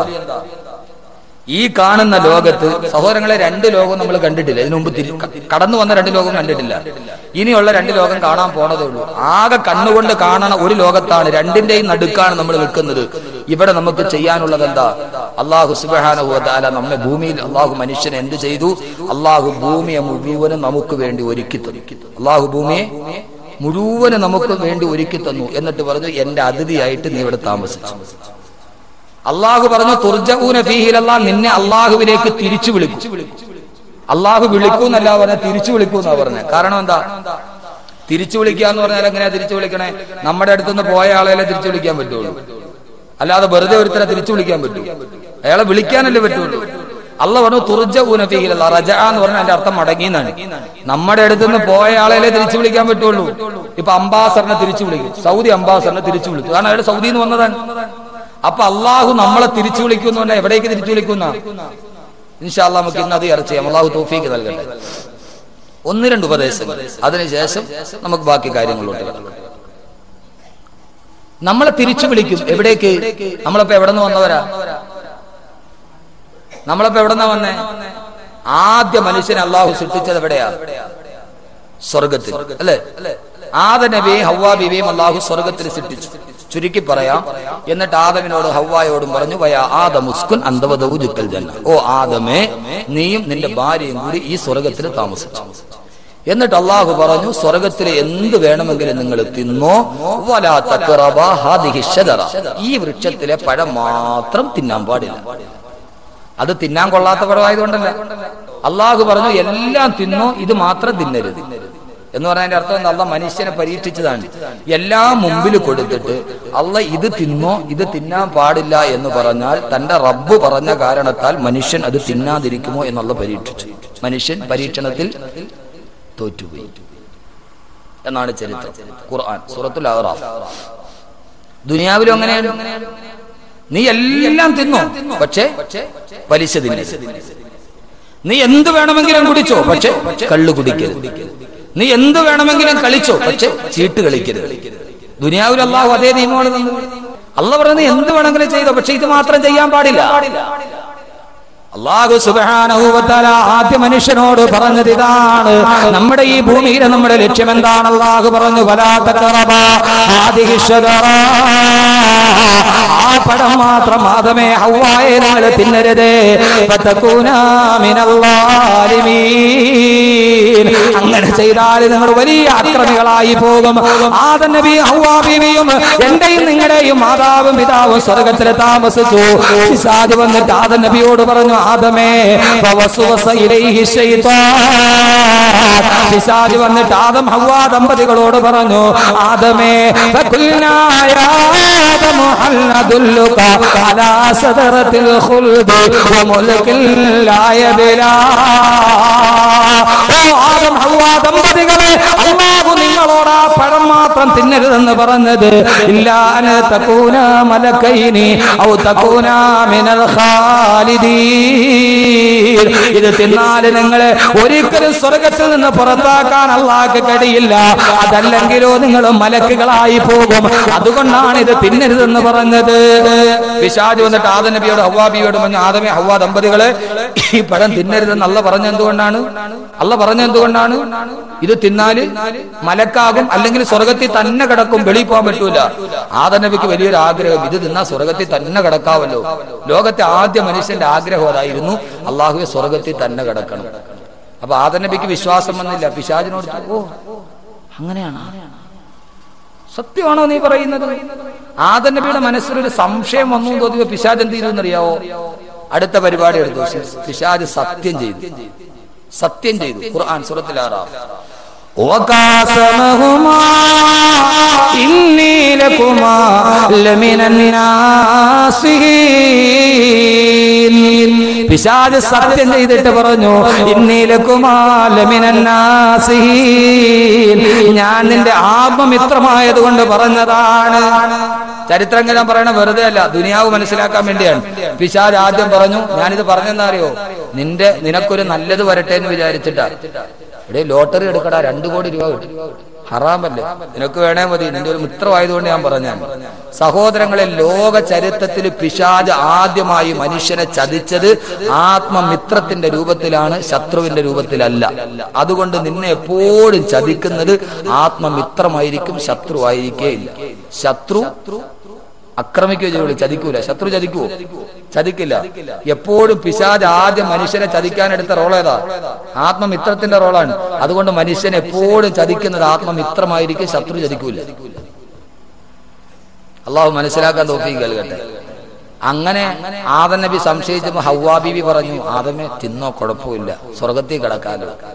പെൺചൊല്ലി കേട്ടാ വഴിയാതെ ഓരോന്ന് പണ്ടാരോ പറയാൻ, ഇത് ആ രീതിയിലല്ല. ഹവ്വാ ബീവി സ്വർഗത്തിൽ കിടക്കാനുള്ള ആഗ്രഹത്തിൽ പറഞ്ഞേ ഉള്ളൂ. ആദം നബി ഹവ്വാവിയും കൂടെ പഴം കഴിച്ചു, എന്ത് പറ്റി? രണ്ടുപേരും കൂടെ സ്വർഗത്തിൽ നിന്ന് പുറത്താക്കി, അല്ലേ? അല്ല, ഖുർആൻ പറഞ്ഞ എന്താന്ന് അള്ളാഹ് കഥ എങ്ങനെയാ പറഞ്ഞത്? നമ്മൾ വിചാരിച്ച പഴം കഴിച്ചു, രണ്ടുപേരെ പിടിച്ച് പുറത്താക്കി. അള്ളാഹ് പറയണ എങ്ങനെയാന്ന് നോക്കാം നമുക്ക്. ഖുർആൻ സൂറത്തുൽ അഅറാഫ്. പഴം കഴിച്ചപ്പോ എന്ത് പറ്റി? فأكلا منها فبدت لهما سوآتهما وطفقا يخصفان عليهما من ورق الجنة فأكلا منها. അള്ളാഹ് പറയുകയാണ് എന്താണ് സംഭവിച്ചതെന്ന്. ഫഅകലാ മിൻഹാ, ആദം നബിയും ഹവ്വാ ബീവിയും വിലക്കപ്പെട്ട പഴം കടിച്ചപ്പോ ബദത് ലഹുമാ സൗആതുഹുമാ, അവര് രണ്ടുപേരും ഉടുത്തിരുന്ന വസ്ത്രമൂരി താഴേക്ക് വീണു. അവരുടെ പരിപൂർണ നഗ്നത വെളിവായി. ആദി മനുഷ്യൻ പരിപൂർണ നഗ്നരായി. പിശാച് ആദ്യ മനുഷ്യനെ ചതിച്ചത് തുണി ഊറ്റിയിട്ടാണ്. ആദം നബിയുടെയും ഹവ്വാ ബീവിയുടെയും ബദത് ലഹുമാ സൗആതുഹുമാ, അവരുടെ രണ്ടുപേരുടെയും മുൻഭാഗവും പിൻഭാഗവും വെളിവായത്രേ. ആദം ഹവ്വാ ദമ്പതികൾ മനുഷ്യനെ സംബന്ധിച്ചോളം നിന്നതപ്പിന് തുണിയെങ്ങാനും വസ്ത്രമെങ്ങാനും മാറിപ്പോയാല് അവന്റെ വെപ്രാളമാണ്. കിട്ടുന്നത് വെച്ച് നഗ്നത മറക്കലാണ്. ആദം നബിയും ഹവ്വാ ബീവിയും എന്ത് ചെയ്തെന്നറിയുമോ? പഴം കടിക്കേണ്ട താമസം മുൻഭാഗവും പിൻഭാഗവും വെളിവായി. അവരെന്ത് ചെയ്തു എന്നറിയുമോ?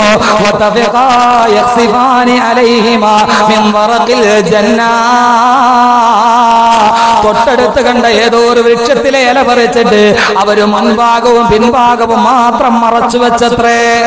ഖുർആൻ ഞാൻ പറഞ്ഞല്ലോ, ഖുർആൻ സൂറത്തുൽ അഅറാഫ്. ലോകത്ത് പിശാച് ആദ്യം മനുഷ്യനെ ചെയ്ത് തുണി ഊരി മാറ്റിയിട്ടാണ്, നഗ്നയാക്കി. അതുകൊണ്ട് എപ്പോഴും പെണ്ണിനെ നഗ്നയാക്കാനാണ് പിശാചിന് ഇഷ്ടം. കടയിൽ തുണി എടുക്കാൻ ഫുൾ കൈ എടുക്കാന്ന് പറഞ്ഞാൽ പിശാച് പറയും വേണ്ട, പകുതി മതി. പകുതി എടുക്കാൻ പോയ പിശാച് പറയും വേണ്ട, സ്ലീവ് ലെസ് മതി. സ്ലീവ് വേണ്ട, ലെസ് മതി, സ്ലീവ് ലെസ് മതി. അതെപ്പോഴും പിശാചിന് താല്പര്യമാണ്. മനുഷ്യന്റെ നഗ്നത വെളിവാകുന്നത് പിശാചിന് എപ്പോഴും താല്പര്യമാണ്. രണ്ടുപേരും കൂടെ കടിച്ചപ്പോ പഴം വസ്ത്രം ഊരി താഴോട്ട് വീണു. പെട്ടെന്ന് കിട്ടിയ ഇല പറിച്ചിട്ട് മുൻഭാഗവും പിൻഭാഗവും മാത്രം മറച്ചു. ഏതായാലും അവര് തന്നെ ഭക്ഷണതായാലും പറിച്ചു.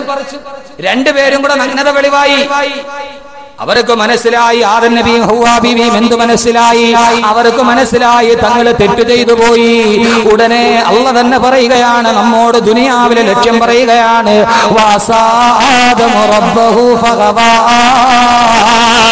ആദം നബി അള്ളാഹുവിനോട് തെറ്റ് ചെയ്തെന്ന് മനസ്സിലായപ്പോ ഉടനെ അള്ളാഹു പറഞ്ഞു, ആദം ഹവ്വാ ദമ്പതികളെ ഈ സ്വർഗത്തിൽ നിന്ന് നിങ്ങൾ പുറത്തു പോയിക്കൊള്ളുക. എന്റെ അനുവാദമില്ലാതെ ഭക്ഷണം കഴിച്ചവരാണ് നിങ്ങൾ, രണ്ടുപേരും സ്വർഗത്തിൽ നിന്ന് വെളിയിലോട്ട് പോയിക്കൊള്ളുക. ആ സമയത്ത് ആദം നബി ഹവ്വാ ബീവി അല്ലാഹുവോട് പറഞ്ഞവത്രേ, ഖാലാ റബ്ബനാ ലലംനാ അൻഫുസനാ വഇല്ലം തഗ്ഫിർ ലനാ വതർഹംനാ ലനകൂനന്ന മിനൽ ഖാസിരീൻ.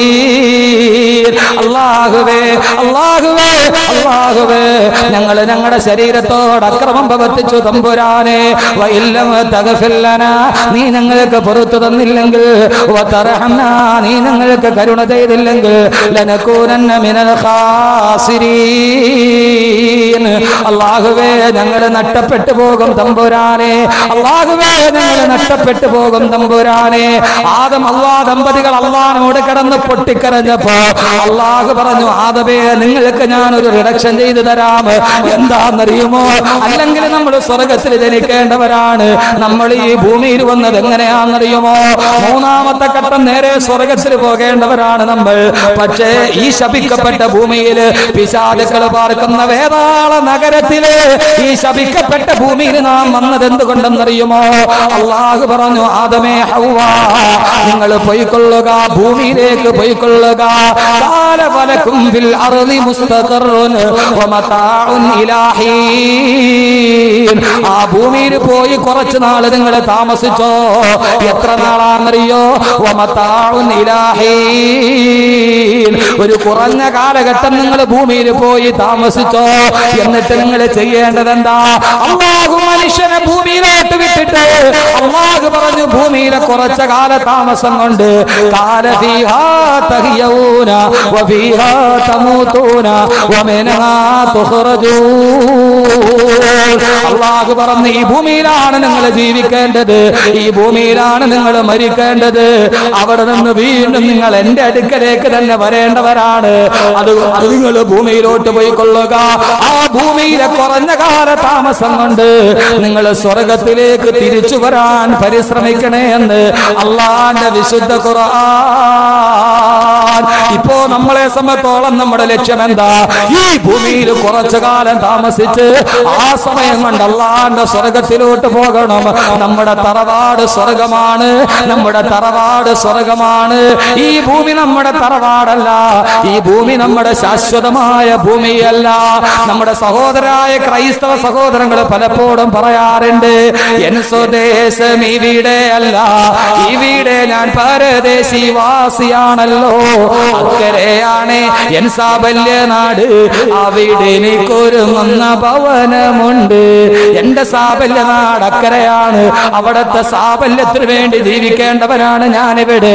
അതുകൊണ്ട് സഹോദരങ്ങളെ, അല്ലാഹുവിന്റെ വിശുദ്ധ ഖുർആൻ പറഞ്ഞതുപോലെ ഈ ഭൂമിയിൽ ജീവിക്കുമ്പോ താൽക്കാലിക ജീവിതം കൊണ്ട് അല്ലാഹുവിന്റെ സ്വർഗത്തിലേക്ക് നാം തിരിച്ചെത്തേണ്ടവരാണ്.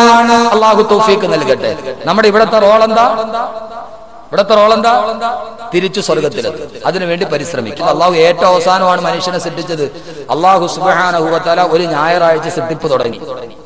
അല്ലാഹു സൃഷ്ടിക്കാൻ തുടങ്ങിയതെന്നാണ് ഒരു ഞായറാഴ്ച. നമ്മൾ ഞായറാഴ്ച പൊതു അവധിയായി വെച്ചിരിക്കുക. പ്രത്യേകിച്ച് കല്ലൂരെല്ലാം ഗവൺമെന്റ് ജോലിക്കാരായതുകൊണ്ട് പൊതു അവധിയാണ്. പക്ഷെ അല്ലാഹു സൃഷ്ടിപ്പ് തുടങ്ങിയത് ഞായറാഴ്ചയാണ്. നമുക്കോ അത് പൊതു അവധിയാണ്. അല്ലാഹു ഞായറാഴ്ച സൃഷ്ടിപ്പ് തുടങ്ങി. 6 ദിവസം കൊണ്ട് അല്ലാഹു സൃഷ്ടിപ്പ് പൂർത്തിയാക്കി. അങ്ങനെയല്ലേ ഖുർആൻ? അല്ലാഹുല്ലദീ ഖലഖസ് സമാവാതി വൽ അർള വമാ ബൈനഹുമാ ഫീ സിത്തത്തി അയ്യാം. ആകാശഭൂമികളെയും അവയ്ക്കിടയുള്ള സർവ്വതിനെയും അല്ലാഹു സൃഷ്ടിച്ചത് ഫീ സിത്തത്തി അയ്യാം, വെറും 6 ദിവസം കൊണ്ടാണ്. 6 ദിവസം കൊണ്ട് അല്ലാഹു ഈ ഭൂമിയെയും ഈ ആകാശത്തെയും ഈ കാണുന്ന നബൂലകളും നക്ഷത്രങ്ങളും താരാപഥങ്ങളും ഉൽക്കകളും ഗാലക്സികളും എന്ന് വേണ്ട ഈ കാണുന്ന നക്ഷത്രങ്ങളും ഈ കാണുന്ന സമുദ്രങ്ങളും കൊടുമുടികളും പർവ്വതങ്ങളും ജീവജാലങ്ങളും ഉറുമ്പുകളും വണ്ടുകളും കുയിലുകളും മാമലകളും മാനരകളും മയിലുകളും എല്ലാം അള്ളാഹ് സൃഷ്ടിച്ചത് ആകെ 6 ദിവസം കൊണ്ടാണ്. അവസാനം 6ാമത്തെ ദിവസം അള്ളാഹു പൂർത്തിയാക്കി. ഒരു വെള്ളിയാഴ്ച അസറിന്റെ സമയത്തിന് ശേഷം മഗ്രിബിന്റെ ഇടയിൽ അള്ളാഹു മനുഷ്യനെ സൃഷ്ടിച്ചു. ഹദീസാണിത്. ഇമാം തുർമുദി ഉദ്ധരിക്കുന്ന ഹദീസാണ്. വെള്ളിയാഴ്ച അസറിന്റെ സമയം കഴിഞ്ഞ സമയത്തിന് ശേഷം അള്ളാഹു മനുഷ്യനെ സൃഷ്ടിച്ചു. മഗ്രിബിന്റെ ഇടയിൽ മനുഷ്യന്റെ സൃഷ്ടിപ്പ് പൂർത്തിയായി. അള്ളാഹു ആദ്യം സൃഷ്ടിച്ചത് ഈ ഭൂലോകത്തെയാണ്. ഏറ്റവും അവസാനം അള്ളാഹു മനുഷ്യൻ എന്ത് ചെയ്തത്? സൃഷ്ടിച്ചത് അല്ലേ? അള്ളാഹു അതുകൊണ്ട് എന്താ ചെയ്തത്? മനുഷ്യനെ അള്ളാഹു അതിഥിയാക്കി, അള്ളാഹു ആതിഥേയനായി. നമ്മുടെ വീട്ടിലേക്ക് ഒരു വിശിഷ്ടാതിഥി വന്നാല് നമ്മൾ വീടൊക്കെ നന്നായിട്ട് പെയിന്റ് അടിച്ച് കമനീയമാക്കി, നല്ല വസ്ത്രങ്ങളൊക്കെ ബെഡ്ഷീറ്റൊക്കെ മാറ്റി കുടഞ്ഞു വിരിച്ച്, സ്ത്രീകളാണെങ്കിൽ ഫ്രണ്ടിലുള്ള എല്ലാം തൂത്തൊക്കെ കളഞ്ഞ്, വരുന്ന അതിഥി എത്രത്തോളം ബഹുമാനപ്പെട്ടവനാണോ അതിനനുസരിച്ച് നമ്മുടെ വീട് നന്നാക്കും, നന്നായിട്ട് മോടി പിടിക്കും. ഇനി രാഷ്ട്രപതിയാണ് വരുന്നതെങ്കിൽ താലപ്പൊലിയായിട്ട് കാത്തു നിൽക്കും. അങ്ങനെയൊക്കെ പല സൈസ് സ്വീകരണങ്ങളുണ്ട്. അള്ളാഹു എന്ത് ചെയ്തു? അള്ളാഹു ഈ ലോകത്തുള്ള എല്ലാത്തിനെയും സൃഷ്ടിച്ചിട്ട് നമ്മളോട് പറഞ്ഞു ചില കാര്യങ്ങൾ നിങ്ങൾ ചെയ്യണം. ഇൻഷാ അല്ലാഹ് കാര്യം ഞാൻ പറയാം. ഖുർആൻ അള്ളാഹു സുബ്ഹാനഹു വ തആല മനുഷ്യനെ സൃഷ്ടിച്ചു വെച്ചിട്ട് അള്ളാഹു പറഞ്ഞത് എന്താ? അള്ളാഹു ഏറ്റവും അവസാനം ആകാശഭൂമികൾ അള്ളാഹു സൃഷ്ടിച്ചിട്ട് പറഞ്ഞ മനുഷ്യ വല്ലദീ ഖലഖ ലക്കും മാ ഫിൽ അർളി ജമീആ, നിനക്ക് വേണ്ടി ഇതാ ഞാൻ സർവ്വതിനെയും സൃഷ്ടിച്ചിരിക്കുകയാണ്. ആകാശത്തെ അള്ളാഹു സൃഷ്ടിച്ചത് നമുക്ക് വേണ്ടി, ചന്ദ്രനെ സൃഷ്ടിച്ചത് അള്ളാഹു നമുക്ക് വേണ്ടി, സൂര്യനെ സൃഷ്ടിച്ചത് അള്ളാഹു നമുക്ക് വേണ്ടി, ഈ കാണുന്ന പർവ്വതങ്ങളെ സൃഷ്ടിച്ചത് മനുഷ്യന് വേണ്ടി, ഈ കാണുന്ന സമുദ്രങ്ങളെ അള്ളാഹു സൃഷ്ടിച്ചത് നമുക്ക് വേണ്ടി. അള്ളാഹു പറഞ്ഞു നിനക്ക് വേണ്ടി സൃഷ്ടിച്ചത് മാത്രമല്ല, തമ്പുരാൻ എത്ര കരുണയുള്ളവനാണ്. നിനക്ക് കാണാൻ വേണ്ടി സൗന്ദര്യത്തോടെ നിനക്ക് കാണാൻ നീ താമസിക്കുന്ന ഭൂമിയായ വീട് ഞാൻ അലങ്കരിച്ചു വെച്ചിരിക്കുകയാണ്. എങ്ങനെയാണ് അലങ്കരിച്ചതെന്നറിയുമോ? വലഖദ് സയ്യന്ന സമാഅ ദുനിയാ ബിമസാബീഹ വജഅൽനാഹാ റുജൂമൻ ലിശ്ശയാതീൻ വഅഅ്തദ്നാ ലഹും അദാബസ്സഈർ. അല്ലാഹു പറയുന്നു, അല്ലാഹു നമുക്കൊരുക്കി വെച്ചിരിക്കുന്ന സൗന്ദര്യത്തിന്റെ കാഴ്ച കാണണോ? ഹോലാൻഡ് കാണാൻ എന്റെ ചെറുപ്പക്കാര് പോകാറുണ്ട്, വണ്ടർവേൾഡ് കാണാൻ എന്റെ ചെറുപ്പക്കാര് പോകാറുണ്ട്, മൂന്നാർ കാണാൻ എന്റെ ചെറുപ്പക്കാര് പോകാറുണ്ട്. നൈനിറ്റാളും ലോസ് ആഞ്ചലസും മിസിസിപ്പിയും ഒക്കെ നമ്മുടെ ഏറ്റവും വലിയ വിനോദ കേന്ദ്രങ്ങളാണെങ്കിൽ മൂന്നാറുകളിലെ മഞ്ഞ് പെയ്തുറങ്ങുന്ന പച്ച പർവതാനി വിരിച്ച പുൽമേട് കാണുമ്പോ ആനന്ദത്തോടെ നോക്കി നിൽക്കുന്ന മുസ്ലിമേ, അള്ളാഹു നിന്നോട് നോക്കാൻ പറഞ്ഞ ഒരേ ഒരു തീർത്ഥാടന, ഒരേ ഒരു സൗന്ദര്യമുള്ള സ്ഥലം ഏതാണെന്നറിയുമോ? അല്ലാഹു പറയുകയാണ്, അഫലം യൻളുറൂ ഇലസ്സമായി ഫൗകഹും, ആകാശത്ത് കാണുന്ന നിങ്ങളുടെ മുകളിൽ കാണുന്ന ആകാശത്തേക്ക് നിങ്ങളൊന്ന് നോക്കാത്തതെന്താ? നോക്ക് സഹോദരങ്ങളെ ആകാശത്തേക്ക്. അല്ലാഹു പറയുന്ന കൈഫ ബനൈനാ, മോനെ ഭൂമിയിലേക്ക് നിന്നെ പറഞ്ഞു വിട്ടപ്പോ നിനക്ക് മഴ പൊടിക്കാൻ വേണ്ടി ആകാശത്തെ ഞാൻ എങ്ങനെയാണ് സൃഷ്ടിച്ചതെന്ന് നീ കണ്ടോ? ആകാശത്തെ എങ്ങനെയാണ് ഞാൻ സൗന്ദര്യവൽക്കരിച്ചിരിക്കുന്നത് നീ കണ്ടോ?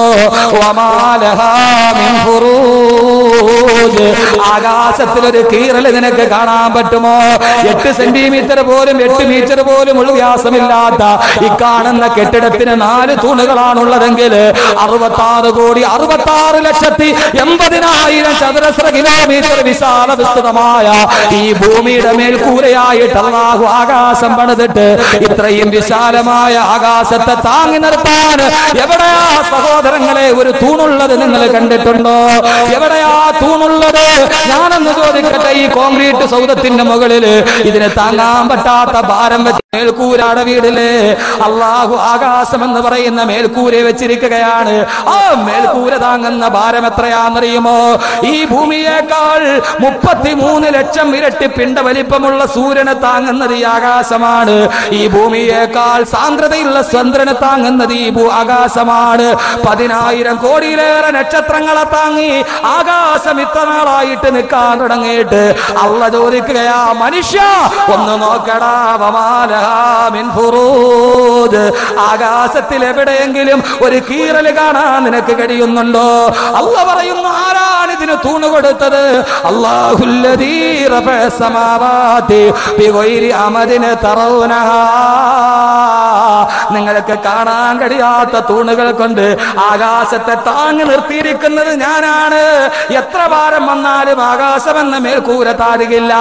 ഹെയ്ത്തി എന്ന് പറയുന്ന പശ്ചിമഗോളത്തിലെ ഏറ്റവും ചെറിയത് ഏറ്റവും വലിയ ദരിദ്രരാട്ടത്തില് 1 മിനിറ്റ് ഒന്ന് ഭൂമി കുലുങ്ങിയപ്പോ 1 കോടി മാത്രമുള്ള ജനങ്ങളിൽ 5 ലക്ഷം ജനങ്ങളുടെ വീട് തകർന്ന് തരിപ്പണമായി പോയെങ്കിൽ, മനുഷ്യന്റെ സർവ്വ സാങ്കേതിക വിദ്യകളും തകർന്ന് തരിപ്പണമായെങ്കിൽ, അള്ള പറയുന്നു ആകാശം താങ്ങുന്ന വല്ലാത്ത ഭാരം എത്രയാണെന്നറിയോ? അത് പറയാൻ എനിക്കുള്ള വിവരമില്ല, അറിവില്ല സഹോദരങ്ങളെ. പക്ഷേ ഞാൻ പറയാം, നമുക്ക് മാത്രം അറിയാവുന്ന സൂര്യനും ചന്ദ്രനും ഭൂമിയും അടങ്ങുന്ന സൗരയൂഥം എന്ന് പറയുന്ന ഒരേ ഒരു ഗാലക്സി നമുക്കറിയാമല്ലോ. ദ മിൽക്കി വേ ക്ഷീരപഥം എന്ന് പറയുന്ന ഗാലക്സിയിലെ 10,000 കോടി ഗാലക്സിയിൽപ്പെട്ട ഒരു ഗാലക്സിയാണ് സൗരയൂഥം എന്ന് പറയുന്ന ആ പടക്കുന്ന സൂര്യനും അതിനെ ചുറ്റി സഞ്ചരിക്കുന്ന 9 ഗ്രഹങ്ങളും മാത്രമടങ്ങുന്ന സൗരയൂഥം മാത്രം ഞാൻ പറയട്ടെ. ഒരൊറ്റ 40,000 കോടി സൗരയൂഥത്തിനേക്കാൾ വലിയ 40,000 കോടി ഗാലക്സികൾ ആകാശത്തിലുണ്ട്. അതിൽപ്പെട്ട ഒരേ ഒരു സാധനത്തെ കുറിച്ചാ ഞാൻ പറയുക. ഈ ഭൂമിയുടെ വ്യാസത്തിന് 100 ഇരട്ടി വലിപ്പമുള്ള 13,92,80,000 കിലോമീറ്റർ വിശാല വിസ്തൃതയുള്ള ഒരൊറ്റ 500 കോടി വർഷമാണ് സൂര്യൻ ഇതേവരെ ലോകത്തുണ്ടായിട്ട് 500 കോടി വർഷമേ ആയിട്ടുള്ളൂ. 71% ഹൈഡ്രജനും 29% ഹീലിയവും നിറച്ചു വെച്ചുകൊണ്ട് ഈ ഭൂമിയേക്കാൾ 100 ഇരട്ടി വ്യാസമുള്ള സൂര്യൻ, ആ സൂര്യന് ചുറ്റും സഞ്ചരിക്കുന്ന 9ഓളം ഗ്രഹങ്ങള്. അതേതൊക്കെ ഗ്രഹമാണെന്നറിയുമോ? 4,880 കിലോമീറ്റർ വിസ്താരമുള്ള ബുധനും 12,104 കിലോമീറ്റർ വിശാല വിസ്തൃതമായി കിടക്കുന്ന ശുക്രനും 12,756 കിലോമീറ്റർ വിശാല വിസ്തൃതിയുള്ള ഭൂമിയും 6,787 കിലോമീറ്റർ നീണ്ടു നിവർന്ന് കിടക്കുന്ന ചൊവ്വയും 1,42,800 കിലോമീറ്റർ നീണ്ടു കിടക്കുന്ന സൗരയൂഥത്തിലെ ഏറ്റവും വലിയ ഗ്രഹമായ വ്യാഴവും അതിന്റെ തൊട്ടടുത്തായി 51,800 കിലോമീറ്റർ വിശാല വിസ്തൃതമായി കിടക്കുന്ന യുറാനസും ഏറ്റവും ചെറിയ 3,000 കിലോമീറ്റർ മാത്രം വ്യാസമുള്ള യുറാനസും 49,500 കിലോമീറ്റർ വിശാല വിസ്തൃതമായ നെപ്റ്റ്യൂണും അടക്കമുള്ള 9ഓളം ഗ്രഹങ്ങളെ ആകാശം താങ്ങി നിർത്തിയിരിക്കുകയാണ്. ഇതൊന്നിന്റെ മാത്രം കണക്കാണെങ്കിൽ ഇതിനെ പോലെയുള്ള 40,000 കോടി ഗാലക്സികളുണ്ട്. ഇത്രയും ഭാരം താങ്ങി വെച്ചിട്ട് അള്ള പറയുന്നു, നോക്കടോ, നിനക്ക് വേണ്ടി സൃഷ്ടിച്ച ആകാശത്തിൽ ഒരു കീറല് പോലും നിനക്ക് കാണാൻ കഴിയുന്നില്ലല്ലോ. മാത്രമോ വലക്കത് സയ്യന്ന സമാ ദുനിയാ, ഈ ആകാശത്തെ ഞാൻ നക്ഷത്രങ്ങളെ ഇടയ്ക്കിടയ്ക്ക് അടിച്ചു ഫിറ്റ് ചെയ്തിട്ട് നിനക്ക് എത്ര കാണാൻ നയനാനന്ദകരമായി ഞാൻ വെച്ചിരിക്കുകയാണ്. ഇതൊക്കെ ആർക്കാന്നറിയുമോ? മനുഷ്യ, നിനക്ക് വേണ്ടി പടച്ചതാണ്, നിനക്ക് വേണ്ടി പടച്ചതാണ്. അള്ളാഹു പറയുന്നു, നമുക്ക് വേണ്ടി അള്ളാഹു ഒരുക്കി വെച്ച അതിഥി ഗ്രഹത്തിന്റെ വർണ്ണനയെ ഞാൻ ഈ പറഞ്ഞത്. ഇതൊക്കെ അള്ള വെച്ച ആർക്ക് വേണ്ടിയാ? നമുക്ക് വേണ്ടി. എന്നിട്ട് അള്ള പറഞ്ഞു, ഇതൊക്കെ വെച്ച എന്നെ നിങ്ങൾ ആരാധിക്കുക. നമ്മളെ ഭൂമിക്ക് വേണ്ടിയാണോ? അല്ല. എന്റെ സഹോദരങ്ങളെ, മനുഷ്യരെ കൊണ്ട് പക്ഷെ ഒരു പ്രയോജനം ഇല്ല എന്നുള്ള കുഴപ്പം. വെള്ളം കുറഞ്ഞാൽ ഭൂമിയിൽ കുഴപ്പമുണ്ടാവും, ഇല്ലേ? സൂര്യന്റെ ചൂട് കുറഞ്ഞാൽ ഭൂമിയിൽ കുഴപ്പമുണ്ടാവും. ഇവിടുത്തെ ജീവികൾ കുറഞ്ഞാൽ ഭൂമിയിൽ കുഴപ്പമുണ്ടാവും. പക്ഷെ മനുഷ്യൻ എത്ര കുറഞ്ഞാലും ഭൂമിക്ക് ഒരു കുഴപ്പമില്ല. ഉണ്ടാവോ? മനുഷ്യൻ എത്ര കുറഞ്ഞാലും ഭൂമിക്ക് കുഴപ്പമുണ്ടോ? ഇല്ല. കാറ്റ് കുറഞ്ഞാലും ഭൂമിക്ക് കുഴപ്പമാണ്, മഴ കുറഞ്ഞാലും ഭൂമിക്ക് കുഴപ്പമാണ്. മനുഷ്യൻ എത്ര കുറഞ്ഞാലും ഭൂമിക്ക് അത്ര നേട്ടമാണ്. ഭൂമിയുടെ 4/3 ഭാഗവും മനുഷ്യൻ കാണാത്ത പ്രദേശമാണ്. നിങ്ങൾ എന്താ മനസ്സിലാക്കിയത്? 4/3 ഭാഗവും ജലമാണ്. 1/4 ഭാഗം മാത്രമാണ് മനുഷ്യൻ അധിവസിക്കുന്ന കരയുള്ളത്.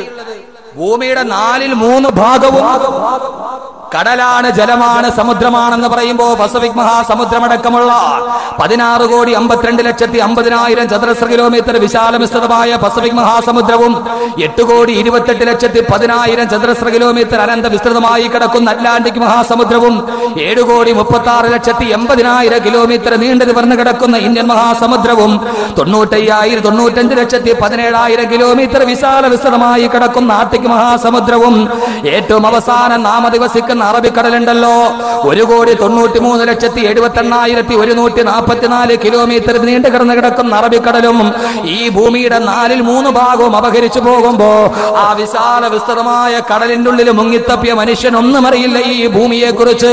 ഇതിൽ 1/4 ഭാഗം മാത്രമാണ് കരയുള്ളത്. ആ കരയിൽ തന്നെ മനുഷ്യൻ പൂർണ്ണമായിട്ട് ജീവിച്ചിട്ടില്ല. സഹാറ മരുഭൂമിയിൽ മനുഷ്യവാസമില്ല, താർപീഠ ഭൂമിയിൽ മനുഷ്യവാസമില്ല. 1/4 തന്നെ മനുഷ്യവാസം അതിന്റെ പകുതിയിൽ മാത്രമാവുള്ളത്. ഈ 1/3 ഭാഗം തന്നെ ഭൂമിയുടെ 7 ഭൂഖണ്ഡങ്ങളാ. ആ 7 ഭൂഖണ്ഡങ്ങളിൽപ്പെട്ട ഒരു ഭൂഖണ്ഡമാണ് നമ്മുടെ ഏഷ്യാ ഭൂഖണ്ഡം. ആ ഏഷ്യാ ഭൂഖണ്ഡത്തിൽപ്പെട്ട എത്രയോ രാജ്യങ്ങളിൽപ്പെട്ട ഒരു രാജ്യമാണ് നമ്മുടെ ഇന്ത്യ. നമുക്ക് ഭൂമിയെ കുറിച്ച് അറിയാവുന്ന അറിവെന്താണെന്ന് ചിന്തിച്ചു നോക്ക്. ആ ഇന്ത്യയുടെ 28 സംസ്ഥാനങ്ങളിൽപ്പെട്ട ഒരു സംസ്ഥാനമല്ലേ ഗോവണി ചാരി വെച്ചിരിക്കുന്നത് പോലെ ഭൂപടത്തിന്റെ താഴെ കിടക്കുന്ന 38,863 ചതുരശ്ര കിലോമീറ്റർ കിടക്കുന്ന കേരളം. ആ കേരളത്തിന്റെ 14 ജില്ലകളിൽപ്പെട്ട ഒരു ജില്ലയാണ് നമ്മുടെ തിരുവനന്തപുരം ജില്ല. ആ തിരുവനന്തപുരം ജില്ലയിലെ എത്രയോ ത്രിതല പഞ്ചായത്തുകൾപ്പെട്ട പഞ്ചായത്താണ് തോന്നക്കൽ പഞ്ചായത്ത്. ആ തോന്നക്കൽ പഞ്ചായത്തിലെ എത്രയോ വാർഡുകൾപ്പെട്ട ഒരു വാർഡാണ് നാം താമസിക്കുന്ന ഈ കല്ലൂരടക്കമുള്ള വാർഡ്. ആ വാർഡിൽ തന്നെ എത്രയോ വീടുകളുണ്ട്. വേണ്ട, കാലാകാലങ്ങളായി കല്ലൂര് ജമാഅത്തിൽ താമസിക്കുന്ന നിങ്ങളോട് ഈ ജമാഅത്തിൽ എത്ര വീടുണ്ടെന്ന് ചോദിച്ചാൽ കൃത്യമായിട്ട് പറയാൻ കഴിയോ? കൃത്യമായിട്ട് പറഞ്ഞാൽ തന്നെ ആ വീടുകളിലെ ആളുകളുടെ സ്ഥിതി വിവര കണക്ക് പറയാൻ പറ്റുമോ? വേണ്ട, നിങ്ങളുടെ തൊട്ടടുത്ത് താമസിക്കുന്ന അയൽവാസിയെ കുറിച്ച് ചോദിച്ചാൽ നിങ്ങൾക്ക് ആർക്കെങ്കിലും പറയാൻ കഴിയോ? വേണ്ട, ഞാനൊന്ന് ചോദിക്കട്ടെ. ഒന്നും ഞാൻ ചോദിക്കുന്നില്ല. നിങ്ങളെല്ലാവരും കാല് ചവിട്ടി വെച്ചിരിക്കുന്ന ഈ ഭൂമി ഉണ്ടല്ലോ, ആ കാൽപ്പാടത്തിന്റെ അടിയിൽ നിന്ന് ഒരു പിടി മണ്ണെടുത്ത് വെച്ചിട്ട് ആ മണ്ണിലേതൊക്കെ ധാതുലവണങ്ങൾ ഉണ്ടെന്ന് ചോദിച്ചാൽ പറയാൻ കഴിയോ? സഹോദരങ്ങളെ, അള്ളാഹ് സൃഷ്ടിച്ച 3ാമത്തെ ലോകത്തെ കുറിച്ച് പറഞ്ഞാൽ ഈ ഭൂമിയെ കുറിച്ച് നമുക്കറിയാവുന്ന അറിവിന്റെ പരിമിതി എത്രയാ?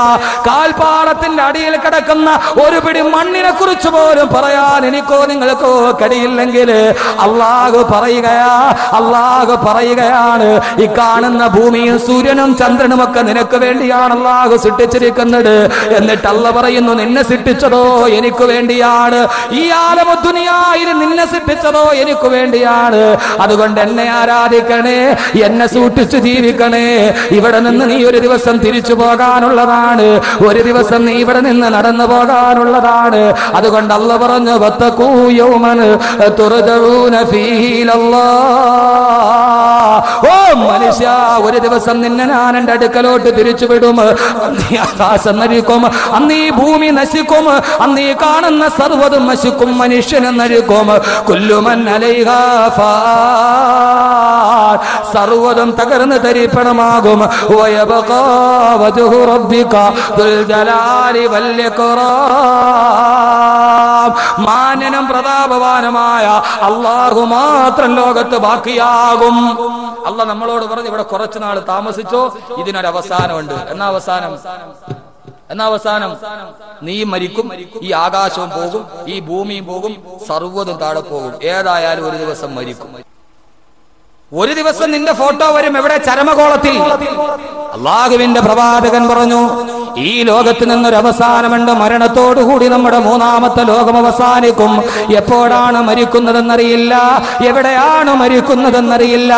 അതുകൊണ്ട് സഹോദരങ്ങളെ, എവിടെ വെച്ചാലും നമ്മുടെ മരണം സുനിശ്ചിതമാണ്. എവിടെ മരിക്കുമെന്നറിയില്ല, എവിടെ കബറടക്കുമെന്ന് മനുഷ്യനറിയില്ല. മനുഷ്യനെല്ലാം അറിയാം. ചന്ദ്രനിൽ വെള്ളമുണ്ടോ എന്ന് മനുഷ്യൻ നോക്കുകയാണ്, ചൊവ്വയിൽ മനുഷ്യനുണ്ടോ എന്ന് നോക്കുകയാണ്. എന്തിനാണ് മനുഷ്യൻ ചന്ദ്രനിൽ വെള്ളമുണ്ടോ എന്ന് നോക്കുന്നത്? ഭൂമിയിലെ വെള്ളം മുഴുവനും കുടിച്ചെടുത്തിട്ട് കുപ്പിയിലാക്കി വിട്ടുകുമ്പ വീർപ്പിച്ചവൻ ഇവിടെ തീർന്നപ്പോ ഇനി ചന്ദ്രനിൽ വെള്ളമുണ്ടോ എന്ന് നോക്കുകയാണ്, കുപ്പിയിലാക്കി വിൽക്കാൻ വേണ്ടി. എല്ലാ മനുഷ്യൻ നോക്കുന്നുണ്ട്. പക്ഷേ മനുഷ്യ, നിനക്കറിയാത്തത് ഒന്നേ ഉള്ളൂ, എവിടെയാണ് നീ മരിക്കുന്നതെന്നറിയില്ല. 3ാമത്തെ 4ാമത്തെ ലോകത്തിന്റെ തുടക്കമാണ്. എല്ലാവർക്കും അറിയാം എവിടെ വെച്ചാ മരിക്കണേ, നമ്മുടെ കബർ എവിടെ അടക്കണേന്ന് ആർക്കെങ്കിലും അറിയാവോ? ആർക്കറിയാം നമ്മുടെ കബർ എവിടെയായിരിക്കും? എവിടെയാ നമ്മുടെ കബർ കുഴിക്കപ്പെടുന്നത്? ആർക്കെങ്കിലും അറിയാൻ പറ്റുമോ? ആർക്കും അറിയില്ല. കാരണം എന്താ? അള്ളാന്റെ റസൂൽ പറഞ്ഞ സഹീഹായ ഹദീസ് ഇമാം അഹ്മദ് ഉദ്ധരിക്കുന്നു. അള്ളാഹു മനുഷ്യനെ സൃഷ്ടിച്ചത് മണ്ണിൽ നിന്നാണ്. ആണല്ലോ, മണ്ണിൽ നിന്നാണ്. അള്ളാഹു നമ്മളെ സൃഷ്ടിക്കാൻ ഉപയോഗിക്കുന്ന മണ്ണ് എവിടെ നിന്നെടുത്തോ അവിടെ ആയിരിക്കും നിന്റെ കബറും കുഴിക്കും. എന്നെ സൃഷ്ടിക്കാനുള്ള മണ്ണ് അല്ലാഹു എവിടെ നിന്നെടുത്തോ അവിടെ ആയിരിക്കും എന്റെ കബറ് കുഴിക്കുക. ആ മണ്ണിലേ ഞാൻ മരിക്കൂ. അവിടെയേ എന്റെ ഖബറടക്കൂ. ആർക്കറിയാം എന്നെ സൃഷ്ടിച്ചത് കാഞ്ഞാറാണോ, ഇപ്പൊ ഞാൻ താമസിക്കുന്ന കാരാളികോണത്താണോ, ഞാൻ ജോലി ചെയ്യുന്ന തിരുവനന്തപുരത്താണോ, ഇതല്ല വഅദിന് പോണ വഴിക്ക് ഏതെങ്കിലും എവിടെയാണോ, എവിടത്തെ മണ്ണെടുത്താ സൃഷ്ടിച്ചതെന്ന് ആർക്കെങ്കിലും അറിയാവോ? അറിയില്ല. അതുകൊണ്ട് ഈ പള്ളിക്കാട്ടിൽ തന്നെ കിടക്കാന്ന് വിചാരിക്കണ്ട. അള്ളാന്റെ റസൂല് പറഞ്ഞതാണ്. അള്ളാഹുവിന്റെ പ്രവാചകൻ ഒരിക്കൽ മദീനയിലൂടെ കടന്നു പോകുമ്പോ അള്ളാഹുവിന്റെ പ്രവാചകൻ സ്വല്ലല്ലാഹു അലൈഹി വസല്ലമ സഹാബാക്കൾ ഒരു സഹാബിയുടെ ഖബർ കുഴിക്കുകയാണ്. അള്ളാഹുവിന്റെ റസൂൽ ചോദിച്ചു, ലിമൻ ഹാദൽ ഖബർ, ഈ ഖബർ ആർക്ക് വേണ്ടിയാണ് കുഴിക്കപ്പെടുന്നത്? സഹാബത്ത് പറഞ്ഞു, പത്ര നബിയേ, ലിറജുലിൻ മിനൽ ഹബശ, ഹബശയിൽ നിന്ന് വന്ന ഒരു സഹാബി, അയാൾ മദീനയിൽ മരിച്ചു നബിയെ, അയാൾക്ക് വേണ്ടിയാണ് ഈ ഖബർ കുഴിക്കപ്പെടുന്നത്. ആ സമയത്ത് അല്ലാഹുവിന്റെ റസൂൽ പറഞ്ഞു അത്രേ, സുബ്ഹാനല്ലാഹ്. അത്ഭുതത്തോടെ അല്ലാഹുവിന്റെ റസൂൽ അത്ഭുതത്തിന്റെ വാക്ക് പറഞ്ഞിട്ട് പറയുകയാണ്, എന്തോ ഒരു അത്ഭുതമാണ്. ഹബശയിൽ, അങ്ങ് ആഫ്രിക്കൻ ഭൂഖണ്ഡത്തിലെ എത്തോപ്യയിൽ ജനിച്ച മനുഷ്യന് അയാളെ ഖബറടക്കാനുള്ള ഖബർ മദീനത്ത് കുഴിക്കുന്നുവോ? അല്ലാഹുവിന്റെ റസൂൽ പറഞ്ഞത് എന്താണെന്നറിയുമോ? സീക മിൻ അർളിൻ ഇലൽ അർളില്ലതി ഖുലിക മിൻഹാ, സീക മിൻ അർളിൻ ഇലൽ അർളില്ലതി ഖുലിക മിൻഹാ. അവൻ ജനിച്ച നാട്ടിൽ നിന്ന് അവനെ സൃഷ്ടിച്ച മണ്ണിലേക്ക് അല്ലാഹു അവനെ വലിച്ചു കൊണ്ടുവന്നു എന്ന് ആദരവായ പ്രവാചകൻ നബി മുഹമ്മദുർ റസൂലുള്ളാഹ്. അല്ലാഹു റസൂൽ പറഞ്ഞെന്താ? അവൻ ജനിച്ച നാട്ടിൽ നിന്ന് അവനെ സൃഷ്ടിച്ച മണ്ണ് മദീനത്തെ മണ്ണാണ്. അതുകൊണ്ട് അവിടെ കൊണ്ട് കബറടക്കപ്പെട്ടു. അതുകൊണ്ടല്ലേ ചില ആളുകൾ ഗൾഫിൽ വെച്ച് മരിക്കും, മയ്യത്ത് നാട്ടിൽ കൊണ്ടുവരാൻ ശ്രമിച്ചാൽ നടക്കൂല, അവിടെ തന്നെ കബറടക്കും. അതിന്റെ അർത്ഥം എന്താ? അയാളെ സൃഷ്ടിച്ച മണ്ണ് അവിടുത്തെ മണ്ണാണ്. ഇനി കൊണ്ടുവരണ്ടാന്ന് തീരുമാനിച്ചാലും താനെ നാട്ടിലെത്തും. കാരണം അവനെ സൃഷ്ടിച്ച മണ്ണ് കല്ലൂർ പള്ളിപ്പറമ്പിലെ മണ്ണാണ്. ദുനിയാവെന്ന് പറഞ്ഞാൽ അതിന്റെ ഇടയിൽ എപ്പ മരിക്കുവോ ആ മരണത്തെ മാത്രം നോക്കി നിൽക്കേണ്ടവൻ, വേറൊന്നുമില്ല ദുനിയാവിൽ. മൂന്നാമത്തെ ലോകം കഴിയാൻ പോകുന്ന മരണത്തോടു കൂടിയാണ്. അള്ളാഹു മരിക്കുന്ന സമയത്ത് നല്ലവരായി മരിക്കാൻ നമുക്ക് തൗഫീഖ് നൽകട്ടെ. എവിടെയാണെങ്കിലും ജനിച്ച മണ്ണ് എവിടെയാണോ, പിടച്ച മണ്ണ് എവിടെയാണോ, അവിടെയാണ് ഖബറടക്കപ്പെടുക. അതുകൊണ്ടാണ് ബഹുമാനപ്പെട്ട ഇബ്നു സിരീൻ റഹിമഹുല്ല പറഞ്ഞത്, അല്ലാഹുവിന്റെ റസൂലിന്റെ റൗളാ ശരീഫിന്റെ വലതു ഭാഗത്താണ് അബൂബക്കർ സിദ്ദീഖിന്റെ ഖബർ, ഇടതു ഭാഗത്താണ് ഉമർ ഫാറൂഖിന്റെ ഖബർ. വല്ലാഹി പടച്ച തമ്പുരാനെ തന്നെയാണ് സത്യം, അവരെ മൂന്ന് പേരെയും അല്ലാഹു പടച്ച മണ്ണാ, തൊട്ടടുത്ത മണ്ണായതുകൊണ്ടാണ് അവരൊന്നിച്ച് ഖബറടക്കപ്പെട്ടതെന്ന് ബഹുമാനപ്പെട്ട ഇബ്നു സിരീൻ റഹിമഹുല്ല. സഹോദരങ്ങളെ, സൃഷ്ടിച്ച മണ്ണ് എവിടെയാണെന്നറിയാത്ത നാം, മരണത്തിന്റെ ചൂളം വിളി കാത്തു നിൽക്കുന്ന നാം, അള്ളാഹു നമ്മളോട് പറഞ്ഞതെന്താ? സ്വർഗത്തിലേക്ക് തിരിച്ചു പോകേണ്ടവരാണ്. അതുകൊണ്ട് ഞാൻ ഈ വിഷയം ഇവിടെ അവസാനിപ്പിക്കുകയാണ്. മരണത്തോടെ നമ്മുടെ നാലാമത്തെ ലോകം തുടങ്ങുകയാണ്, ആലമുദ്ദുനിയാ പോവുകയാണ്. അതുകൊണ്ട് എപ്പോൾ മരിച്ചാലും സ്വർഗം കണ്ട് മരിക്കണേ, എപ്പോൾ മരിച്ചാലും പുഞ്ചിരിച്ചുകൊണ്ട് മരിക്കണേ. ഞാനുമൊക്കെ ചിരിക്കുന്നവരാണ്, എത്ര നന്നായിട്ട് നമ്മളിത് വർത്തമാനം കേട്ട് ചിരിക്കുന്നവരാണ്. എത്ര ചിരിച്ചിട്ടും കാര്യമില്ല സഹോദരങ്ങളെ, ഒടുക്കത്തെ ചിരി ചിരിക്കാൻ കഴിയണം, ഒടുക്കത്തെ ചിരി ചിരിക്കാൻ കഴിയണം. അതേത് ചിരിയാന്നറിയോ? ഇവിടെ വെച്ച് എത്ര ചിരിച്ചിട്ടും കാര്യമില്ല, ഒടുക്കത്തെ ചിരി ചിരിക്കാൻ കഴിയണം. ആ ചിരി ഏത് ചിരിയാന്നറിയുമോ? ഒരു സത്യവിശ്വാസിയുടെ അടയാളം എന്താന്നറിയോ? ജോ മർഗെ മോമിൻ ബാതൂ ഗോയം, ജോ മർഗെ മോമിൻ തബസും जो मर गए मोमिन बातू गोयम, जो मर गए मोमिन तबസും വല്ലബവേസ്ത്. ഒരു യഥാർത്ഥ സത്യവിശ്വാസിയുടെ അടയാളം നിനക്ക് ഞാൻ പറഞ്ഞു തരട്ടെയോ? ഒരു യഥാർത്ഥ സത്യവിശ്വാസി അവൻ മരിക്കുന്ന നേരത്ത് പുഞ്ചിരി അവന്റെ ചുണ്ടില് പൂത്തുലഞ്ഞു കിടക്കണം. അസ്രായീലിനെ കാണുമ്പോ അവൻ ചിരിക്കണം, അവന്റെ ചുണ്ടിൽ പുഞ്ചിരി പൂത്തുലഞ്ഞു കിടക്കണം. ആർക്കറിയാം മരിക്കുന്ന സമയത്ത് ചിരിക്കാൻ കഴിയുമോ? മരിക്കുന്ന സമയത്ത് ചിരിക്കുന്നവർ ഭാഗ്യവാന്മാർ. അള്ളാഹു നമുക്ക് മരണത്തിൽ ചിരിക്കാൻ തൗഫീഖ് നൽകട്ടെ. ഇവിടെ എത്ര ചിരിച്ചിട്ടും സഹോദരങ്ങളെ കാര്യമില്ല. അസ്രായീൽ വന്ന് റൂഹ് പിടിച്ചു പ്രാണവേദനയിൽ പിടയുമ്പോ അസ്രായീലിനെ നോക്കി ചിരിക്കാൻ കഴിഞ്ഞാൽ അള്ളാഹു എനിക്കും നിങ്ങൾക്കും ആ മഹാഭാഗ്യം നൽകി അനുഗ്രഹിക്കട്ടെ. മൂന്നാമത്തെ ലോകത്ത് ഇങ്ങനെ വിട പറയാൻ കഴിയണം, ഇങ്ങനെ വിട പറയാൻ കഴിയണം. ചില ആളുകൾ മരിച്ചു കിടക്കുന്നത് കണ്ടിട്ടില്ലേ?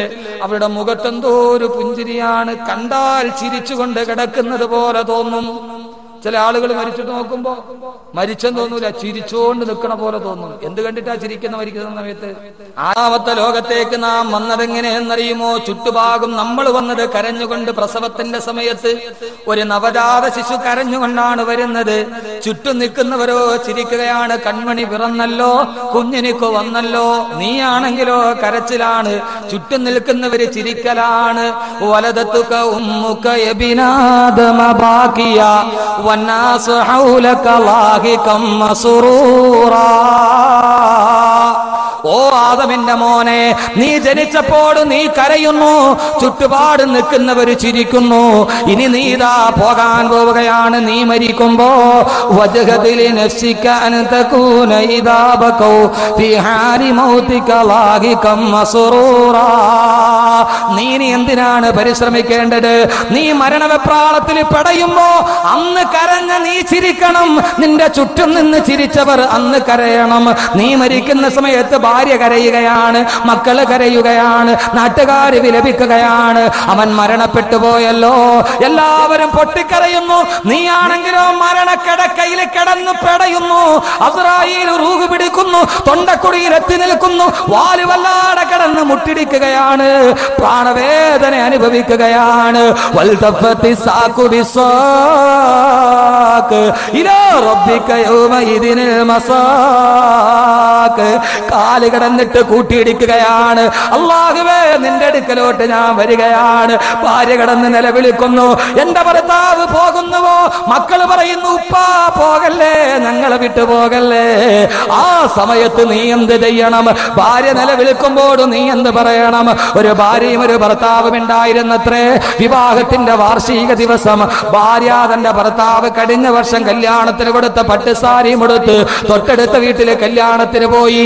അവിടെ കിടന്ന് രസിച്ചു മതിക്കുമ്പോഴാണ് ഒരാൾ വന്നിട്ട് പറയുന്നത്, മോളെ, നിന്റെ ഭർത്താവ് മരണപ്പെട്ടു പോയി പെണ്ണെ.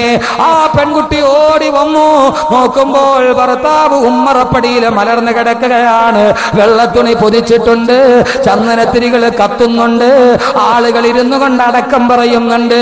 ആ പെൺകുട്ടി മാറത്തട്ടഹസിച്ചുകൊണ്ട് ഭർത്താവിന്റെ മയ്യത്തിന്റെ മുകളിലോട്ട് കമിഴ്ന്നു വീണു. കഴിഞ്ഞ വർഷം ഇതേ സമയത്ത് വിവാഹത്തിന്റെ പട്ടുടയാട എനിക്ക് സമ്മാനിച്ചവനെ, എന്റെ ഗണങ്ങളിൽ മന്ത്രച്ചരട് കോർത്തവനെ, എന്നെ വിട്ട് നീ പോവുകയാണോ? എന്നെ ഏകയാക്കി നീ തിരിച്ചു പോവുകയാണോ? എന്നെ നീ തനിച്ചാക്കിയോ? ആ പെൺകുട്ടി കിടന്ന് പൊട്ടിക്കരയുമ്പോ മയ്യത്തെടുക്കാൻ സമയമായി, പള്ളിക്കാട്ടിലോട്ട് യാത്ര പോകാൻ സമയമായി. തടുക്കുമ്പോ കിടന്ന് പൊട്ടിക്കരയുകയാണ്, എന്റെ ഭർത്താവിനെ കൊണ്ടുപോകരുത്, ഇവന് ഞാനൊരു അവസാനത്തെ ചുടുചുംബനം കൊടുത്തുകൊള്ളട്ടെയോ? എത്രയോ മയ്യത്തെടുക്കുമ്പോ നമ്മൾ കാണുന്നുണ്ട് ഭർത്താവിനെ കെട്ടിപ്പിടിച്ച് പൊട്ടിക്കരയുന്ന ഭാര്യ. അവസാനത്തെ ചുംബനം കൊടുക്കാൻ ആ ഭാര്യ മരണപ്പെട്ടു പോയ ഭർത്താവിന്റെ നെറുകയിൽ ചുണ്ടു ചേർത്ത് വെക്കുമ്പോ മരണപ്പെട്ട ഭർത്താവ് പറയുന്നതായി കവി പറയുകയാണ്, ഉസ്നെ ശാദി കി ചൂടേ പകൻ കർ चुमाता है मेरी कफन को उसी दिन सजन्नत के हूरे मुझे धूला बनाए हुए थे. ആ ഭർത്താവ് പറയുന്ന മണ്ടി പെണ്ണെ, നീ എനിക്ക് ചുംബനം നൽകുന്നുവോ? ഇത്രയും നാളും നിന്റെ ചുംബനം എനിക്ക് ആഗ്രഹമുണ്ടായിരുന്നു, പക്ഷേ ഇനി മുതൽ നിന്റെ ചുംബനം എനിക്ക് ആഗ്രഹമില്ല പെണ്ണെ. കാരണം എന്തെന്നറിയുമോ? ഉസീ ദിൻ സെ ജന്നത്ത് കെ ഹൂറേ മുझे धूला बनाए हुए थे. ഞാൻ മരിച്ചത് മുതൽ സ്വർഗത്തിന്റെ ഹൂറിലീങ്ങൾ എനിക്ക് ചുംബനം തരാൻ കാത്തു നിൽക്കുമ്പോ നിങ്ങൾ എങ്ങനെയെങ്കിലും എന്നെ ഒന്ന് അടക്ക്, എന്നെ ഹൂറിലീങ്ങളൊന്ന് കെട്ടിപ്പിടിക്കട്ടെ എന്ന് പറഞ്ഞ് മരിക്കുന്ന സമയത്ത് ചിരിച്ചുകൊണ്ടിരുന്ന ഭർത്താവിനെ പോലെ എല്ലാവരും കരയുമ്പോ ചിരിച്ചുകൊണ്ട് വിട പറയാൻ കഴിഞ്ഞവൻ മനുഷ്യൻ. അല്ലാഹു നമുക്ക് ആ തൗഫീഖ് നൽകട്ടെ. എല്ലാ ബന്ധങ്ങളും നഷ്ടപ്പെട്ടു പോകുമ്പോ, ബന്ധങ്ങൾ ബന്ധുരം തന്നെയാണെങ്കിലും ബന്ധങ്ങളെല്ലാം തകർന്നു പോ നിർണയം. വ്യർത്ഥങ്ങൾ ജീവിത ബന്ധങ്ങൾ ഊഴിയിൽ അർത്ഥം ഗ്രഹിക്കുവാൻ കാലമെടുത്തു ഞാൻ. ബന്ധങ്ങൾ ബന്ധുരം തന്നെയാണെങ്കിലും ബന്ധങ്ങളെല്ലാം തകർന്നു പോ നിർണയം. ഈ ബന്ധങ്ങൾ എത്ര വലുതാണെങ്കിലും എല്ലാ ബന്ധങ്ങളും ഒരു ദിവസം ബന്ധനങ്ങളാകും. ഭാര്യ ഭർത്താവിനോട് വിട പറയും, ഭർത്താവ് ഭാര്യയോട് സലാം പറയും. വ്യർത്ഥങ്ങൾ ബന്ധങ്ങൾ, വ്യർത്ഥങ്ങൾ ജീവിത ബന്ധങ്ങൾ ഊഴിയിൽ. ഈ ലോകത്തെല്ലാ ബന്ധങ്ങളും വ്യർത്ഥമാണെന്ന് ഞാൻ തിരിച്ചറിഞ്ഞപ്പോ കാലമേറെ കഴിഞ്ഞുപോയി, എനിക്കൊന്നും ചെയ്യാൻ കഴിയാത്ത വൃദ്ധനായി മാറി. അതുകൊണ്ട് സഹോദരങ്ങളെ, മൂന്നാമത്തെ ലോകം അവസാനിക്കുകയാണ്. വിട പറയുമ്പോൾ ചിരിച്ചുകൊണ്ട് വിട പറയണം. അതാണ് നിന്റെ ജോലി. അല്ലാഹു തൗഫീഖ് നൽകട്ടെ. ഇനി നമ്മുടെ ജോലി എന്താ? മരിക്കുന്ന സമയത്ത് സ്വർഗം കണ്ട് മരിച്ചാൽ അള്ളാഹ് പറഞ്ഞ തറവാട്ടിലേക്ക് തിരിച്ചു പോകാം. ഇനി നമ്മുടെ അടുത്ത ജോലി തുടങ്ങാൻ. ഏതായാലും മരണത്തോടുകൂടി അവസാനിക്കും, ഇല്ലേ? അതല്ലെങ്കിൽ മൂന്നാമത്തെ ലോകം അവസാനിക്കാൻ എങ്ങനെയാ? ഖിയാമത്ത് നാൾ സംഭവിക്കും. സഹോദരങ്ങളെ, ലോകം അവസാനിക്കും, ഏതായാലും അത് ഉറപ്പാണ്, ആർക്കും സംശയമില്ല. അള്ളാഹു റസൂൽ ലോകാവസാനത്തിന് ഒത്തിരി അടയാളം പറഞ്ഞിട്ടുണ്ട്. അത് പറഞ്ഞ നമ്മുടെ വിഷയം തീരാതെ വരും. കുറെ അടയാളങ്ങൾ പറഞ്ഞിട്ടുണ്ട് റസൂലുള്ള. അതിൽ പറഞ്ഞ ഒന്നാണ് ഒരു മൂന്നാം ലോകമഹായുദ്ധം ഉണ്ടാവുക. മൂന്നാം ലോകമഹായുദ്ധം ഉണ്ടാവുക. അതിന്റെ ചാൻസിലെത്തി നിൽക്കുകയാണ് ലോകം. മൂന്നാം ലോകമഹായുദ്ധം ഉണ്ടാവാൻ പോവാൻ. ഇറാനെതിരെയുള്ള യുറേനിയം ആരോപണമൊക്കെ അതിന്റെ ഭാഗമാണ്. അള്ളാഹുവിന്റെ റസൂല് പറഞ്ഞു, ബാബുൽ മലാഹിമിൽ കാണാൻ റസൂലുള്ള പറഞ്ഞാൻ, ലോകം അവസാനിക്കുന്നതിന് മുമ്പ് ഒരു രാജ്യമുണ്ടാകും. ആ രാജ്യമായിട്ട് ഗൾഫ് യുദ്ധത്തിന്റെ കാര്യമൊക്കെ റസൂലുള്ള പറഞ്ഞിട്ടുണ്ട്. ഗൾഫ് യുദ്ധം ഉണ്ടാവും. അള്ളാഹുവിന്റെ റസൂൽ പറഞ്ഞ ഒരു രാജ്യം, ആ രാജ്യത്തിന്റെ സാമ്പത്തിക സ്രോതസ് ഫീ മദ്ഫനിൻ, കുഴിച്ചെടുക്കുന്നതായിരിക്കും. റസൂലുള്ള പെട്രോൾ കണ്ടുപിടിക്കുന്നതിനൊക്കെ മുമ്പ് മരുഭൂമിയിലെ വാഹനം ഒട്ടകം മാത്രമായിരുന്ന കാലത്ത് അള്ളാഹു റസൂൽ പറഞ്ഞ ഒരു രാജ്യം വരും. ആ രാജ്യത്തിന്റെ സാമ്പത്തിക സ്രോതസ് ഫീ മദ്ഫനിൻ, കുഴിച്ചെടുക്കുന്ന സാധനമായിരിക്കും. എന്താ? പെട്രോളിയം. റസൂലുള്ള പറഞ്ഞു ഇസ്മുഹു കൂത്ത്, അതിന്റെ പേര് കൂത്തെന്നായിരിക്കും. പിന്നീടായിരിക്കും അത് കുവൈത്തായത്. അള്ളാഹു റസൂൽ ബാബുൽ മലാഹിമിലെ കാണാം ഇസ്മുഹു കൂത്ത്. ലോകാവസാനത്തിന്റെ അടയാളമാണ് കൂത്തെന്ന് പറയുന്ന രാജ്യം. ആ രാജ്യത്തെ ആക്രമിക്കും ഒരു രാജാവ്. ആരെന്നറിയുമോ? മലിക്കും മിനൽ ജബാബിറ. സ്വേച്ഛാധിപതിയായ ഒരു രാജാവ് കൂത്തിനെ ആക്രമിക്കും. മദ്ഫനിനു വേണ്ടി, പെട്രോളിയത്തിനു വേണ്ടി. അള്ളാഹുവിന്റെ പ്രവാചകൻ പറയുന്നു, ആ സമയത്ത് കൂത്തെന്ന് പറയുന്ന ഗൾഫ് രാജ്യം പടിഞ്ഞാറിനോട് സഹായം തേടും. പടിഞ്ഞാറൻ ശക്തികൾ ഈ രാജ്യത്തെ രക്ഷിക്കാൻ വേണ്ടി തഹ്തറായാത്തിന് ശത്താ, പല കൊടികളുടെ കീഴിൽ ഇറാഖ് എന്ന് പറയുന്ന ഈ രാജ്യത്തെ ആക്രമിക്കുമെന്ന് ആദരവായ പ്രവാചകൻ നബി മുഹമ്മദ് മുസ്തഫ. അള്ളാന്റെ റസൂല് പറഞ്ഞാണ് ലോകാവസാനത്തിന്റെ അടയാളങ്ങൾ സംഭവിച്ചു കഴിഞ്ഞു. അള്ളാന്റെ റസൂല് പറഞ്ഞ് ഇറാഖിനെ ആക്രമിക്കും, അതിന് ഭക്ഷണ ഉപരോധമുണ്ടാകും. അത് കഴിയുമ്പോൾ വലനിരകളുടെ ഇടയിൽ ഒരു സമൂഹം ഉടലെടുക്കും. ആ സമൂഹം ഏതെന്നറിയുമോ? അള്ളാന്റെ റസൂല് പറഞ്ഞു, മലയിടുക്കുകളിൽ പുതുതായി രൂപം കൊണ്ടുന്നൊരു സമൂഹം. അസ്മാഉഹും കുനാ വഅൻസാബുഹും ഖുറാ. അവരുടെ പേര് കുന്നിയത്തിന്റെ പേരായിരിക്കും. വഅൻസാബുഹും ഖുറാ, അവരുടെ പേര് ഗ്രാമത്തോട് ചേർന്ന് പറയുന്ന പേരായിരിക്കും. അവര് ധാരാളം രോമങ്ങളുള്ള ആളായിരിക്കും.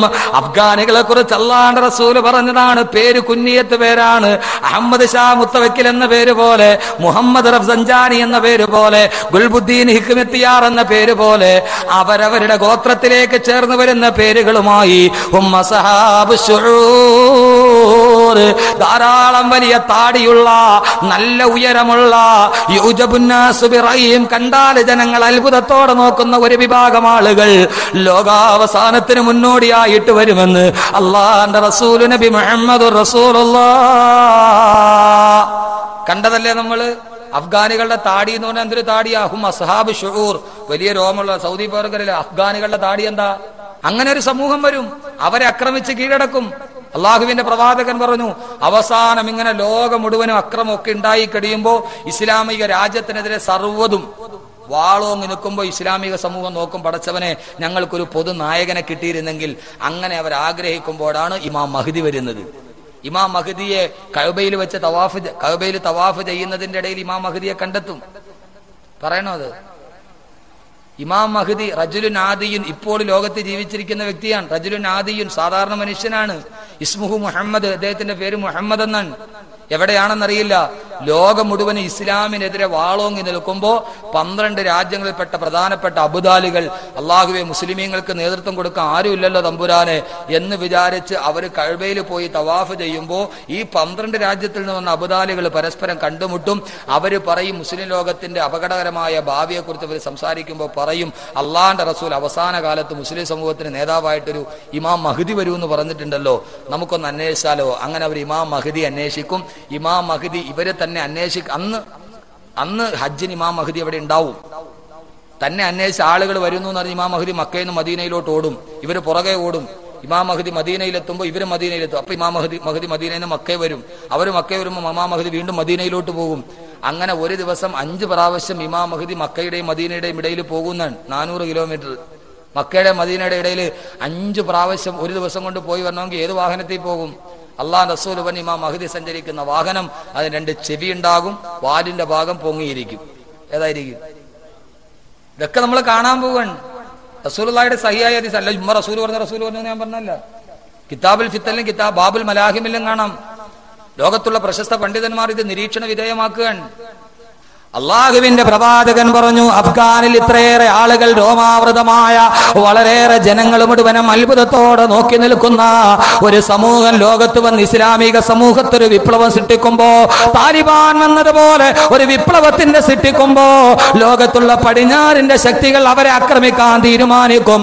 അഫ്ഗാനിലെ ഈ രോമാവൃതമായ ആളുകളെ ആക്രമിക്കാൻ പോകുന്നു എന്ന് ലോകത്തോട് വിളിച്ചു പറയുന്ന മനുഷ്യന്, ആ മനുഷ്യന് റജുലുൻ റജാ, ഒരു വികലാംഗനായ മനുഷ്യനായിരിക്കുമെന്ന് 14 നൂറ്റാണ്ടുകൾക്ക് മുമ്പ് ആമിനയുടെ മുത്തേ നബി മുഹമ്മദുർ റസൂലുള്ളാഹ് 14 നൂറ്റാണ്ടുകൾക്ക് മുമ്പ് അഫ്ഗാൻ ഭൂപടത്തിൽ പോലും ഇല്ലാത്ത കാലത്ത് അള്ളാന്റെ റസൂല് പറഞ്ഞു, അഫ്ഗാനിലെ ആളുകൾ ആക്രമിക്കാൻ വേണ്ടി പ്രഖ്യാപിക്കുന്ന മനുഷ്യന് റജുലുൻ റജാ, ഒരു വികലാംഗനായിരിക്കുന്ന മനുഷ്യനാണെന്ന് നബി തങ്ങൾ പറഞ്ഞ് 14 നൂറ്റാണ്ട് കണ്ടപ്പോ അഫ്ഗാനെ ആക്രമിക്കാൻ പോകുന്നു എന്ന് BBC-യുടെ ചാനലിൽ പറഞ്ഞതാരെന്നറിയോ? റിച്ചാർഡ് മൈർസ് എന്ന് പറയുന്ന ലോകമായുദ്ധത്തിൽ ഒരു കാല് നഷ്ടപ്പെട്ടു പോയ അമേരിക്കൻ കരസേനയുടെ മേധാവി റിച്ചാർഡ് മൈർസ് ഒരു കാലില്ലാതെ വീൽ ചെയറിൽ കടന്നു വന്ന് ഞങ്ങൾ അഫ്ഗാനെ ആക്രമിക്കാൻ പോകുന്നെന്ന് പറയുമ്പോ ആമിനയുടെ മുത്തേ അങ്ങേക്കായിരം സലാം അങ്ങ് 14 നൂറ്റാണ്ടുകൾക്ക് മുമ്പ് പറഞ്ഞു, അത് ചെയ്യുന്ന മനുഷ്യൻ റജുലുൻ റജാ, ഒരു വികലാംഗനായിരിക്കും.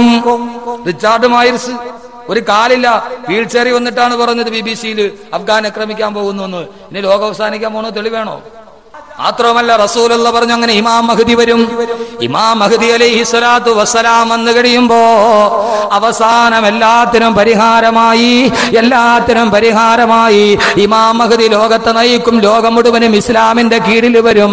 അങ്ങനെ ഇമാം മഹ്ദിയുടെ കീഴിൽ ലോകം മുഴുവനും സമൃദ്ധിയുണ്ട്. പേലിയുടെ കാര്യം പോലെ കള്ളവുമില്ല, പൊളിയുമില്ല, എള്ളോളമില്ല, പൊളിവചനോ എന്ന് പറഞ്ഞതുപോലെ എല്ലായിടത്തും ശാന്തി കളിയാടുമ്പോ മുസ്ലിമീങ്ങൾ സമാധാനത്തോടെ കിടന്നുറങ്ങുമ്പോഴാണ് അതാ അടുത്ത വാർത്ത വരുന്നത്.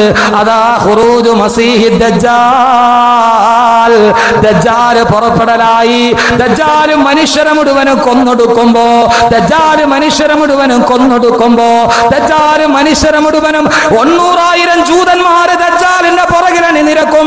ഇന്നത്തെ ഇസ്രായേലിന്റെ സന്താനങ്ങൾ പലസ്തീനിലെ പാവപ്പെട്ടവരെ വിമാനവേദ പീരങ്കികളുടെ മുമ്പിൽ തച്ചുടയ്ക്കുന്ന ഇസ്രായേലിന്റെ ജൂതന്മാര് 90,000 ജൂതന്മാര് ദജ്ജാലിന്റെ പുറകിലുണ്ടാകും.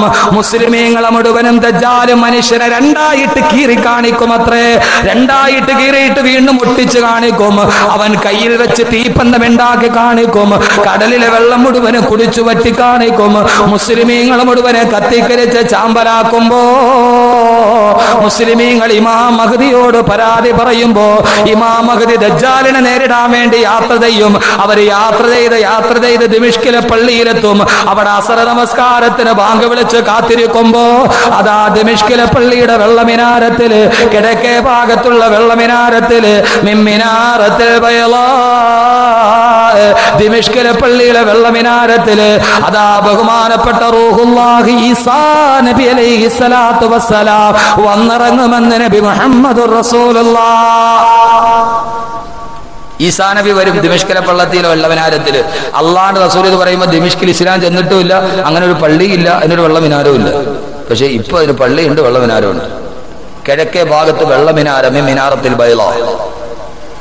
ഈസാ നബി വന്നിറങ്ങും, ഈസാ നബി ഭരിക്കും. അതിനുശേഷം പിന്നെ യൗജൂജ് മൗജൂജ് വരും, ദാബത്തിൽ അറള് വരും, ജഹ്ജാ എന്ന് പറയുന്ന ഒരു ഭരണാധികാരി വരും. ഈസാ നബി അലൈഹി സ്വലാത്തു വസ്സലാം വഫാത്താകും. നബി തങ്ങളുടെ റൗളയുടെ തൊട്ടടുത്ത് സ്ഥലം ഇട്ടിട്ടുണ്ട്, അവിടെ കൊണ്ട് അടക്കും. ഒരു വിശാലമായ വിഷയമാണ്, നമുക്ക് പിന്നീട് എപ്പോഴേലും പറയാം. അത് പറഞ്ഞു തന്നാൽ നാളെ കഴിഞ്ഞും തീരൂല. ഏറ്റവും അവസാനം, ലോകാവസാനത്തിന്റെ ഏറ്റവും അവസാനത്തെ അടയാളം എന്താ? ഒരു സൂര്യഗ്രഹണം ഉണ്ടാവും. ലോകാവസാനത്തിന്റെ ഏറ്റവും അവസാനത്തിന് തൊട്ടുമുമ്പുള്ള അടയാളം ഒരു സൂര്യഗ്രഹണം ഉണ്ടാവും.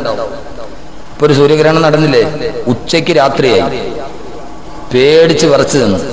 മണക്കാട് ഞാൻ ജുമയ്ക്ക് സൂര്യഗ്രഹണം പറഞ്ഞപ്പോ പിറ്റേ ആഴ്ച വേണേൽ പൊന്നുസ്താങ്ങൾ വല്ലാതെ പേടിപ്പിച്ചോളഞ്ഞു. ഞാൻ പേടിപ്പിച്ചിട്ട് അള്ള പറഞ്ഞല്ല, താലിക യുഖവിഫുല്ലാഹു ബിഹി ഇബാദ, സൂര്യഗ്രഹണം മനുഷ്യരെ പേടിപ്പിക്കാൻ വേണ്ടി അള്ള വെച്ചിരിക്കുകയാണ്. കിയാമത്ത് നാൾ മുമ്പ് ഒരു സൂര്യഗ്രഹണം ഉണ്ടാവും. ഒരു രാത്രി ജനങ്ങൾ ഇശാ നിസ്കാരമൊക്കെ കഴിഞ്ഞ് കിടന്നുറങ്ങിയിട്ട് രാവിലെ നോക്കുമ്പോൾ സൂര്യനെ കാണാനില്ല. രാവിലെ സൂര്യൻ ഉദിക്കുന്നില്ല, കൂരിരുട്ട്, വെളിച്ചമില്ല. അന്ന് വെളിച്ചത്തിന് വേണ്ടി ഏതൊക്കെ സംവിധാനമുണ്ടോ, തീപ്പെട്ടി ഉരച്ചാൽ കത്തൂല, ലൈറ്റിട്ടാൽ തെളിയൂല. ബഹുമാനപ്പെട്ട റസൂലുള്ളാഹി സ്വല്ലല്ലാഹു അലൈഹി വസല്ലം പറഞ്ഞു, ജനങ്ങൾ വിശന്ന് കിടന്ന് കരഞ്ഞ് അവസാനം 73 ദിവസം കഴിഞ്ഞിട്ടാണ് സൂര്യൻ ഉദിക്കുന്നത്. ഉദിക്കുന്നത് എവിടെ നിന്നാ? പടിഞ്ഞാറ് നിന്ന്. അതേവരെ കിഴക്കുദിച്ച സൂര്യൻ പടിഞ്ഞാറ് നിന്ന് ഉദിക്കും. പടിഞ്ഞാറ് നിന്ന് സൂര്യൻ ഉദിച്ചാൽ അതോടെ തൗബയുടെ വാതിൽ അടക്കപ്പെട്ടു. ഇനി ആര് പറഞ്ഞാലും തൗബ സ്വീകരിക്കപ്പെടുകയില്ല. അങ്ങനെ ഇരിക്കുമ്പോഴാണ് ലോകാവസാനത്തിന്റെ ഏറ്റവും അവസാനത്തെ അടയാളം. അതെന്തറിയുമോ? കഅബാലയം പൊളിക്കപ്പെടുമെന്ന് നബി മുഹമ്മദ് റസൂലുള്ളാഹ്. 60,000-ഓളം വരുന്ന ആളുകൾ കഅബാലയം പൊളിക്കും. അതിലൊരു മനുഷ്യൻ കഅബാലയത്തിന്റെ മുകളിൽ കയറി നിൽക്കും, കഅബയുടെ ഇഷ്ടിക പിഴുതെടുക്കും. ആ മനുഷ്യന്റെ കുതികാല്, അവന്റെ കാലിന്റെ വിരൽ പുറകോട്ടും കാലിന്റെ കുതി മുമ്പോട്ടുമായി ഇരിക്കുമെന്ന് നബി മുഹമ്മദ് റസൂലുള്ളാഹ്. 60,000 പേര് നിരന്ന് ജിദ്ദ കടലിടുക്ക് വരെ നിൽക്കും. ഓരോ ഇഷ്ടികയും കൈമാറി കഅബാലയത്തിന്റെ കല്ലുകൾ ജിദ്ദ കടലിടുക്കിലേക്ക് വലിച്ചെറിയും. കഅബാലയം പൊളിക്കപ്പെട്ടാൽ പിന്നെ ഒരു മനുഷ്യന് നിസ്കാരമില്ല, കിബിലയില്ലാതെ പിന്നെന്ത് നിസ്കാരമാണ്? നിസ്കാരമില്ല, നോമ്പില്ല, തസ്ബീഹില്ല, ഒന്നുമില്ലാതെ 3 ദിവസം ജനങ്ങൾ കിടന്നുറങ്ങും. അവസാനം അതാ ഒരു ദിവസം വ്യാഴാഴ്ച കിടന്നുറങ്ങി, വെള്ളിയാഴ്ച രാവിലെ സുബഹിന്റെ സമയമാകുമ്പോ പള്ളിയുടെ ബാങ്കല്ല കേൾക്കുന്നത്, ഒരു വല്ലാത്ത ശബ്ദം കേൾക്കുന്നു, സൈറൻ മുഴങ്ങുന്നത് പോലെ. അതേതെന്നറിയുമോ? ഇസ്രാഫീൽ സൂറെന്ന കാഹളത്തിൽ ഊതുന്നതാണെന്ന് പ്രവാചകൻ നബി മുഹമ്മദ് റസൂലുള്ളാഹ്. രാവിലെ കേൾക്കുന്നത് ഇസ്രാഫീൽ സൂറെന്ന കാഹളത്തിൽ ഊതുന്നതാണ്. വെള്ളിയാഴ്ചയാണ് ലോകം അവസാനിക്കുന്നത്. റസൂലുള്ളാഹി പറഞ്ഞിട്ടുണ്ട്, അവസാനിക്കണ ഏതായാലും എന്നായിരിക്കും? വെള്ളിയാഴ്ച ആയിരിക്കും. അതുകൊണ്ട് വെള്ളിയാഴ്ചയെങ്കിലും പള്ളിയിൽ പോണേ. ലോകാവസാനം ഏതായാലും വരുന്ന വെള്ളിയാഴ്ചയാണ്. വെള്ളിയാഴ്ച പള്ളിയിൽ ചെല്ലുമ്പോൾ എപ്പോഴും ദുആ ചെയ്യണം, അല്ലാഹ് ഈ വെള്ളിയാഴ്ച ആക്കല്ലേ എന്ന്. വെള്ളിയാഴ്ച പോകൂല. ഞാൻ കൊല്ലത്ത് ജോലി ചെയ്യുമ്പോൾ ഒരാളെന്നെ മോളുടെ കല്യാണത്തിൽ വിളിക്കാൻ പറഞ്ഞു. ഞാൻ വെച്ച് നിങ്ങൾ ഇവിടെ താമസിക്കുന്നു? അതെ, ഞാൻ വെള്ളിയാഴ്ച പോലും കണ്ടിട്ടില്ലല്ലോ നിങ്ങളെ. അത് ഉസ്താദ് എനിക്ക് വീട്ടിൽ ഇരുന്നാ കേൾക്കാന്ന്.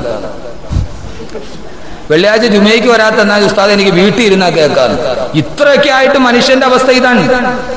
ലോകാവസാനം സംഭവിക്കുന്ന രാവിലെ, ഒരു വെള്ളിയാഴ്ച രാവിലെ അതാ കേൾക്കുന്നു കിഴക്കുന്നെന്നൊരു വല്ലാത്ത ശബ്ദം. ആ ശബ്ദം എന്തോ ഒരു ശബ്ദമാണെന്നറിയുമോ? ആ ശബ്ദം എന്ത് ശബ്ദമാണ്? അല്ല തന്നെ പറയട്ടെ, ഇൻകാനത്ത് ഇല്ലാ സൈഹതം വാഹിദ ഫൈദാഹും ജമീഉൻ ലദൈനാ മുഹ്ളറൂൻ. ഇൻകാനത്ത് ഇല്ലാ സൈഹതം വാഹിദ. സൂറത്ത് യാസീനാണ്. ഒരു ഇടിമുഴക്കം പോലെ ഒരു ശബ്ദം കേൾക്കുന്നു. ഇസ്രാഫീൽ സൂറെന്ന കാഹളത്തിൽ ഒന്നാമത് ഊതിക്കഴിഞ്ഞാൽ എന്താ സംഭവിക്കുന്നതെന്നറിയുമോ? ഫൈദാനു ബിഖബിസൂരി ഫസൈക മൻ ഫിസ്സമാവാതി വമൻ ഫിൽ അർളി ഇല്ലാ മൻ ശാ അല്ലാഹ്.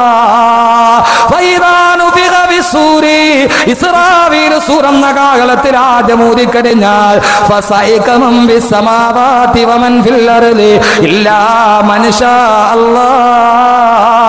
ഈ ഭൂമിയിലുള്ള ആകാശഭൂമിയിലുള്ള സർവ്വതും തകർന്ന് തരിപ്പണമാകുമത്രേ. എല്ലാം തകർന്ന് തരിപ്പണമാകാൻ തുടങ്ങും.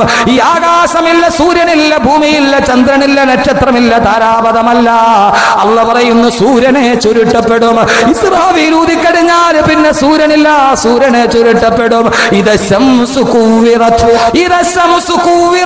സൂര്യനെ ചുരുട്ടുന്ന സമയം അള്ള പറയുകയാണ്, കൗറാന്ന് പറഞ്ഞാൽ തുണി ചുരുട്ടണ മാതിരി 1.5 കോടി ഡിഗ്രി സെന്റിഗ്രേഡിൽ കത്തിജ്വലിക്കുന്ന സൂര്യനെ ചുരുട്ടപ്പെടും. അള്ളാഹു പറയുന്നു വൈദന്നുജൂമൻ കദറത്ത്. ആ സമയത്ത് നക്ഷത്രങ്ങൾ മുഴുവനും മൂവാണ്ടമാങ്ങ വീടുന്നത് മാതിരി വീടാൻ തുടങ്ങും. ശാസ്ത്രം തന്നെ പറയുന്നത് എന്താണെന്നറിയോ? ഈ സൂര്യനിലും നക്ഷത്രങ്ങളിലും ഉള്ളത് ഹൈഡ്രജനും ഹീലിയവുമാണ്. അതുകൊണ്ടാണ് ഇത് കത്തുന്നത്. ഹൈഡ്രജനും ഹീലിയവും തീർന്നു കഴിഞ്ഞാൽ ഈ നക്ഷത്രങ്ങൾ മുഴുവൻ മുഴുവനും ചുരുങ്ങാൻ തുടങ്ങും. അത് ചുരുങ്ങി ചുരുങ്ങി അവസാനം ആകാശത്തൊരു പൊട്ടക്കിണറുണ്ടത്രേ. അതിന്റെ പേര് ദ ബ്ലാക്ക് ഹോൾ, തമോഗർത്തം എന്ന് പറയുന്ന ഒരു വലിയ കുഴിയുണ്ട്. ഈ നക്ഷത്രങ്ങൾ ചുരുങ്ങി ചുരുങ്ങി വൈറ്റ് ഡോർഫ്, വെളുത്ത കുള്ളൻ എന്ന് പറയുന്ന അവസ്ഥയിൽ ഈ കുഴിയിലേക്ക് ഉരുകി ഉരുകി ഒലിക്കാൻ തുടങ്ങും. തമോഗർത്തത്തിലേക്ക് ബിഗ് ബാങ് തിയറി പഠിക്കുന്ന കുട്ടികൾക്കറിയാം ഈ സൂര്യന്റെ അവസാനം എങ്ങനെയാണ്. ശാസ്ത്രം തന്നെ പറയുകയാണ്, ഒരിക്കലേറായാൽ സൂര്യൻ തകരും. ഈ സൂര്യൻ മുഴുവനും കൊച്ചു കൊച്ചായി ഉരുകി ഉരുകടിയിലേക്ക് പോയി വീടും. ആ സൂര്യനും നക്ഷത്രങ്ങളും ഉരുകി ഒലിച്ചു വീടുന്ന ദ്രാവകമുണ്ടല്ലോ, അത് ഒരു സ്പൂണിൽ കോരിയെടുത്തിട്ട് അത് കൊണ്ടുവന്ന് തൂക്കി നോക്കിയാൽ ആ ഒരു സ്പൂൺ ദ്രാവകത്തിന് 1000 ടൺ ഭാരമുണ്ടാകുമെന്ന് ശാസ്ത്രലോകം പറയുമ്പോ അല്ലാഹു 14 നൂറ്റാണ്ടുകൾക്ക് മുമ്പ് പറയുകയാ. ഫലാ, മനുഷ്യ, കാര്യം നീ നിശ്ചയിക്കുന്നത് പോലെയല്ല. ഉഖ്സിമു ബിമവാഖിൻ നുജൂം, നക്ഷത്രങ്ങൾ വീഴുന്ന സ്ഥലത്തെ കൊണ്ട് ഞാൻ സത്യം ചെയ്യുകയാ. അല്ലാഹു പറയുന്ന നക്ഷത്രം പോയി വീഴുന്ന ഒരു ഗുഹയുണ്ടെന്ന് ഖുർആൻ സൂറത്തുൽ വാഖിയയിൽ പറയുമ്പോ സൂര്യൻ തകരും, നക്ഷത്രം തകരും. സഹോദരങ്ങളെ, സൂര്യൻ നോക്കുമ്പോ ഇസ്രാഫീലിന്റെ കാഹളം കേട്ടിട്ട് ജനങ്ങൾ നോക്കുമ്പോ സൂര്യനെ കാണാനില്ല, നക്ഷത്രങ്ങൾ ഉതിർന്ന് താഴോട്ട് വീഴുന്നു. അള്ളാന്റെ ഖുർആൻ പറയുന്നു, വൈദൽ ജിബാലു സുയ്യിറത്ത്, പർവ്വതങ്ങൾ മുഴുവനും തകർന്ന് തരിപ്പണമാകലായി. ആ സമയത്ത് ഭൂമിയുടെ അവസ്ഥ എന്താ? ഇദാ സുൽസിലത്തിൽ അർദു സിൽസാലഹാ വഅഖറജത്തിൽ അർദു അത്ഖാലഹാ, ഭൂമി കിടുകിടാകടന്ന് പറക്കാൻ തുടങ്ങി. ഭൂമി പല കഷണങ്ങളായിട്ട് പൊട്ടിപ്പിളരലായി. അതിന്റെ ഉള്ളിൽ കിടക്കുന്ന സർവ്വ വസ്തുക്കളും പുറത്തോട്ട് തള്ളലായി. തഫ്സീറിൽ കാണാം, അതേവരെ മയ്യത്തടക്കിയ മയ്യത്തുകൾ മുഴുവനും, കല്ലൂര് പള്ളിക്കുള്ളിൽ അടക്കപ്പെട്ട സർവ്വ മയ്യത്തുകളും വെളിയിലോട്ട് നടക്കലായി. മനുഷ്യൻ നോക്കുമ്പോ അവന്റെ താൽപ്പീടിലൂടെ മയ്യത്തുകളുടെ പ്രവാഹം ഇങ്ങനെ വരികയാണ്. മനുഷ്യൻ വല്ലാതെ പേടിച്ചു വിറച്ചു പോകും. മനുഷ്യൻ ചോദിക്കും, ഈ ഭൂമിക്ക് എന്ത് പറ്റിപ്പോയി? ഈ ഭൂമിക്ക് എന്ത് പറ്റിപ്പോയി? അതാ ആകാശം താഴോട്ട് വീടുന്നു, നക്ഷത്രങ്ങൾ ഉതിർന്നു വീടുന്നു, സൂര്യനെ ചുരുട്ടപ്പെടുന്നു. ഈ കാണുന്ന പർവ്വതങ്ങളോ അപ്പൂപ്പൻ താടി പറക്കുന്നത് പോലെ പാറ കഷണങ്ങൾ തലയുടെ മുകളിലൂടെ പാറി പാറി നടക്കുന്നു. വടവൃക്ഷങ്ങൾ മുഴുവനും തകർന്ന് തരിപ്പണമാകുന്നു. നാൽക്കാലികൾ നിലവിളിക്കാൻ തുടങ്ങുന്നു. സത്തുപന്തിയ നാൽക്കാലികൾ കാൽക്കീടിലൂടെ ഒലിച്ചു നടക്കുമ്പോ, പാറക്കെട്ടുകൾ തലയിലൂടെ പറന്നു പോകുമ്പോ, ഭൂമി കടന്നിട്ടൊരു സംഹാര താണ്ഡവമാടുമ്പോ മനുഷ്യൻ ചോദിച്ചു പോകുമ്പോ, കാലൽ ഇൻസാനോ മാലഹാ, ഈ ഭൂമിക്ക് എന്ത് പറ്റിപ്പോയി എന്ന് വിചാരിക്കുമ്പോ എല്ലാം തകർന്ന് തരിപ്പണമാകും. പൊട്ടിപ്പിളർന്ന് തകർന്നു വീടും അമ്പരം എന്നുള്ളതും ഖുർആനിലുണ്ട് വിളംബരം. ആകമില്ല, നബൂലയില്ല, അബദമില്ല, ഗാലക്സിയില്ല, ആകാശമില്ല, പർവ്വതങ്ങളില്ല, നക്ഷത്രങ്ങളില്ല, സമുദ്രങ്ങളില്ല, നദികളില്ല, തടാകങ്ങളില്ല, വൃക്ഷങ്ങളില്ല, മൃഗങ്ങളില്ല, മാമലകളില്ല, വടവൃക്ഷങ്ങളില്ല, കല്ലുകളില്ല, മണ്ണുകളില്ല, ഒന്നുമില്ലാതെ എല്ലാം തകർന്ന് തരിപ്പണമാകലായി. അല്ലാഹു പറയുന്നു, കുല്ലുമൻ അലൈഹാ ഫാൻ വയബ്ഖാ വജ്ഹു റബ്ബിക ദുൽ ജലാലി വൽ ഇക്റാം വകുല്ലുമൻ അലൈഹാ ഫാൻ, എല്ലാം തകർന്ന് തരിപ്പണമായി. വയബ്ഖാ വജ്ഹു റബ്ബിക ദുൽ ജലാലി വൽ ഇക്റാം, മാന്യനും പ്രതാപവാനുമായ അല്ലാഹു മാത്രം ബാക്കിയായി. എല്ലാം മരിച്ചു, എല്ലാം മരിച്ചു. മാന്യനും പ്രതാപവാനുമായ അല്ലാഹു മാത്രം ബാക്കിയായി. വേറെ ആരുമില്ല. എല്ലാം ഭൂലോകത്ത് പിന്നെ ഒരു സാധനവും ഇല്ല.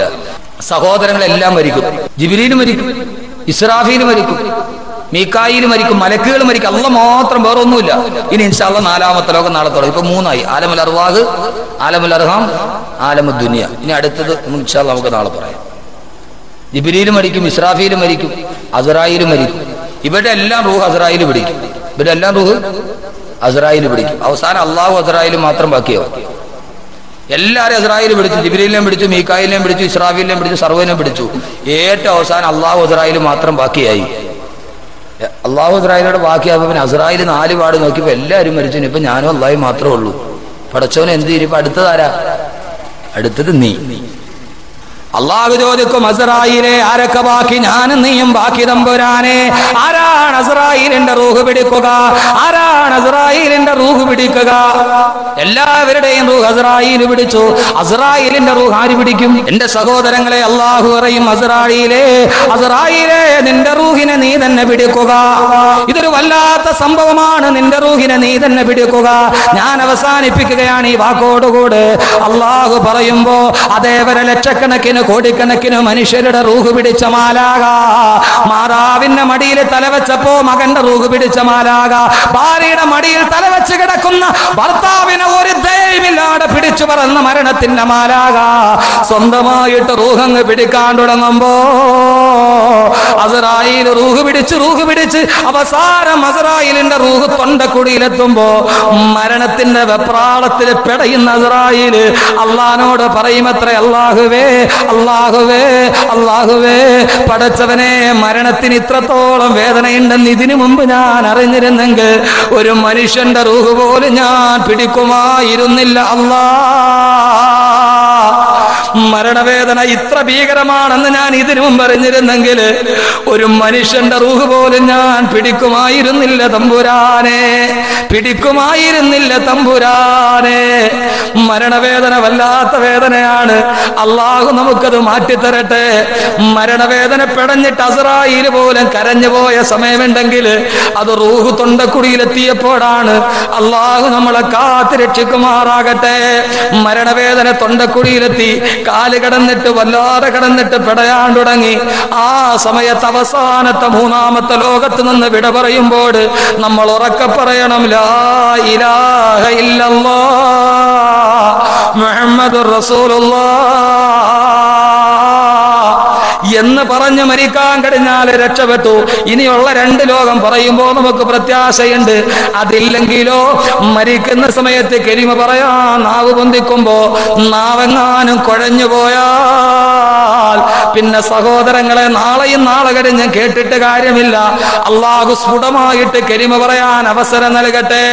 70,000 ദിക്ർ നമ്മൾ ദുനിയാവിൽ വെച്ച് പറയാറുണ്ട്. പക്ഷെ അത് പ്രയോജനം ചെയ്യുന്നത് മരിക്കുന്ന സമയത്ത് ഒരു പ്രാവശ്യം പറയുമ്പോഴാണ്. എത്ര 70,000 പറഞ്ഞാലും നിഷ്ഫലമായി പോകും. മരിക്കുന്ന സമയത്ത് ഒരു പ്രാവശ്യം പറയാൻ കഴിഞ്ഞാൽ, അതുകൊണ്ട് ഈ മൂന്നാമത്തെ ഘട്ടത്തിൽ അതിനുവേണ്ടി പരിശ്രമിക്കണമെന്നോർത്തിട്ട് അസ്രായീൽ പിടിക്കുമ്പോ മരണസമയത്ത് നാവെങ്ങാനും കുഴഞ്ഞു പോയാൽ, അതുകൊണ്ട് ഇന്ന് പിരിയുമ്പോൾ ഞാൻ നിങ്ങളോട് വസിയത്തായിട്ട് പറയുകയാണ്, മരിക്കുന്ന സമയത്ത് കലിമ പറഞ്ഞ് മരിക്കണം. ഒരിക്കലും നാവ് കുഴയരുത്, ഒരിക്കലും നാവ് കുഴയരുത്. അള്ളാഹു നമ്മളെ അക്കൂട്ടത്തിൽ പെടുത്തി അനുഗ്രഹിക്കട്ടെ. കുഴയാതെ പറയുന്നവരിൽ പെടുത്തി അനുഗ്രഹിക്കട്ടെ. അവസാനം നാവ് കുഴഞ്ഞു പോയാൽ എന്ത് ചെയ്യും? പോയില്ലല്ലോ, എല്ലാം പോയി. അതുകൊണ്ട് നാവ് കുഴയാതിരിക്കാൻ ശ്രമിക്കൂലേ? അതിന് ഞാനൊരു കാര്യം പറയാം. ഞാനല്ല, റസൂലുള്ള പറഞ്ഞാണ്. ചെയ്യുവോ? നമ്മൾ ആരും നോക്കാത്ത എന്നാൽ വളരെ ഗൗരവമുള്ള ഒരു കാര്യമാണ്. ഇന്നത്തെ പ്രസംഗത്തിന്റെ വസിയത്ത് ഇതായിരിക്കട്ടെ. ചെയ്യാൻ വളരെ എളുപ്പമാണ്. ചെയ്യോ? ചെയ്യൂലോ? നമ്മൾ ആരും ശ്രദ്ധിക്കാറില്ല. പക്ഷെ അതിന് അനന്തരഫലം ഭീകരമാണ്. ദുനിയാവ് മുഴുവനും നഷ്ടപ്പെട്ടു പോകും. അല്ലാഹുവിന്റെ പ്രവാചകൻ പറഞ്ഞു, മൻ തകല്ലമ ഇൻദൽ അദാനി യതലജലജ ലിസാനുഹു ഇൻദൽ മൗതി.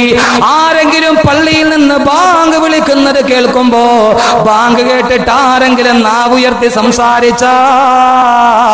യതലജലജ ലിസാനുഹു ഇൻദൽ മൗതി, മരണസമയത്ത് അവന് കലിമ പറയാൻ നേരത്ത് ആ നാവ് കുഴഞ്ഞു പോകുമെന്ന് നബി മുഹമ്മദുർ റസൂലുള്ളാഹ്. അല്ലാഹു ബോധം തരട്ടെ. ആരൊക്കെ ബാങ്ക് വിളിക്കുമ്പോൾ നമുക്ക് ഭയങ്കര സംസാരമാണ്. അതുകൊണ്ട് ഈ കാര്യം വസിയത്തായിട്ട് ഓർത്തോളീൻ. സർവ്വത് നഷ്ടപ്പെട്ടു പോകും. ബാങ്ക് വിളിക്കുന്ന സമയത്ത് മിണ്ടാതിരിക്കണം, ഒന്നും പറയരുത്. ഇൻഷാ അല്ലാഹ് ഇനി നോക്കൂലേ? അതുകൊണ്ട് ഓർക്കീൻ. അള്ളാഹു തൗഫീഖ് നൽകുമാറാകട്ടെ. ഇൻഷാ അല്ലാഹ് ഇപ്പൊ ലോകം അവസാനിച്ചു. ലോകം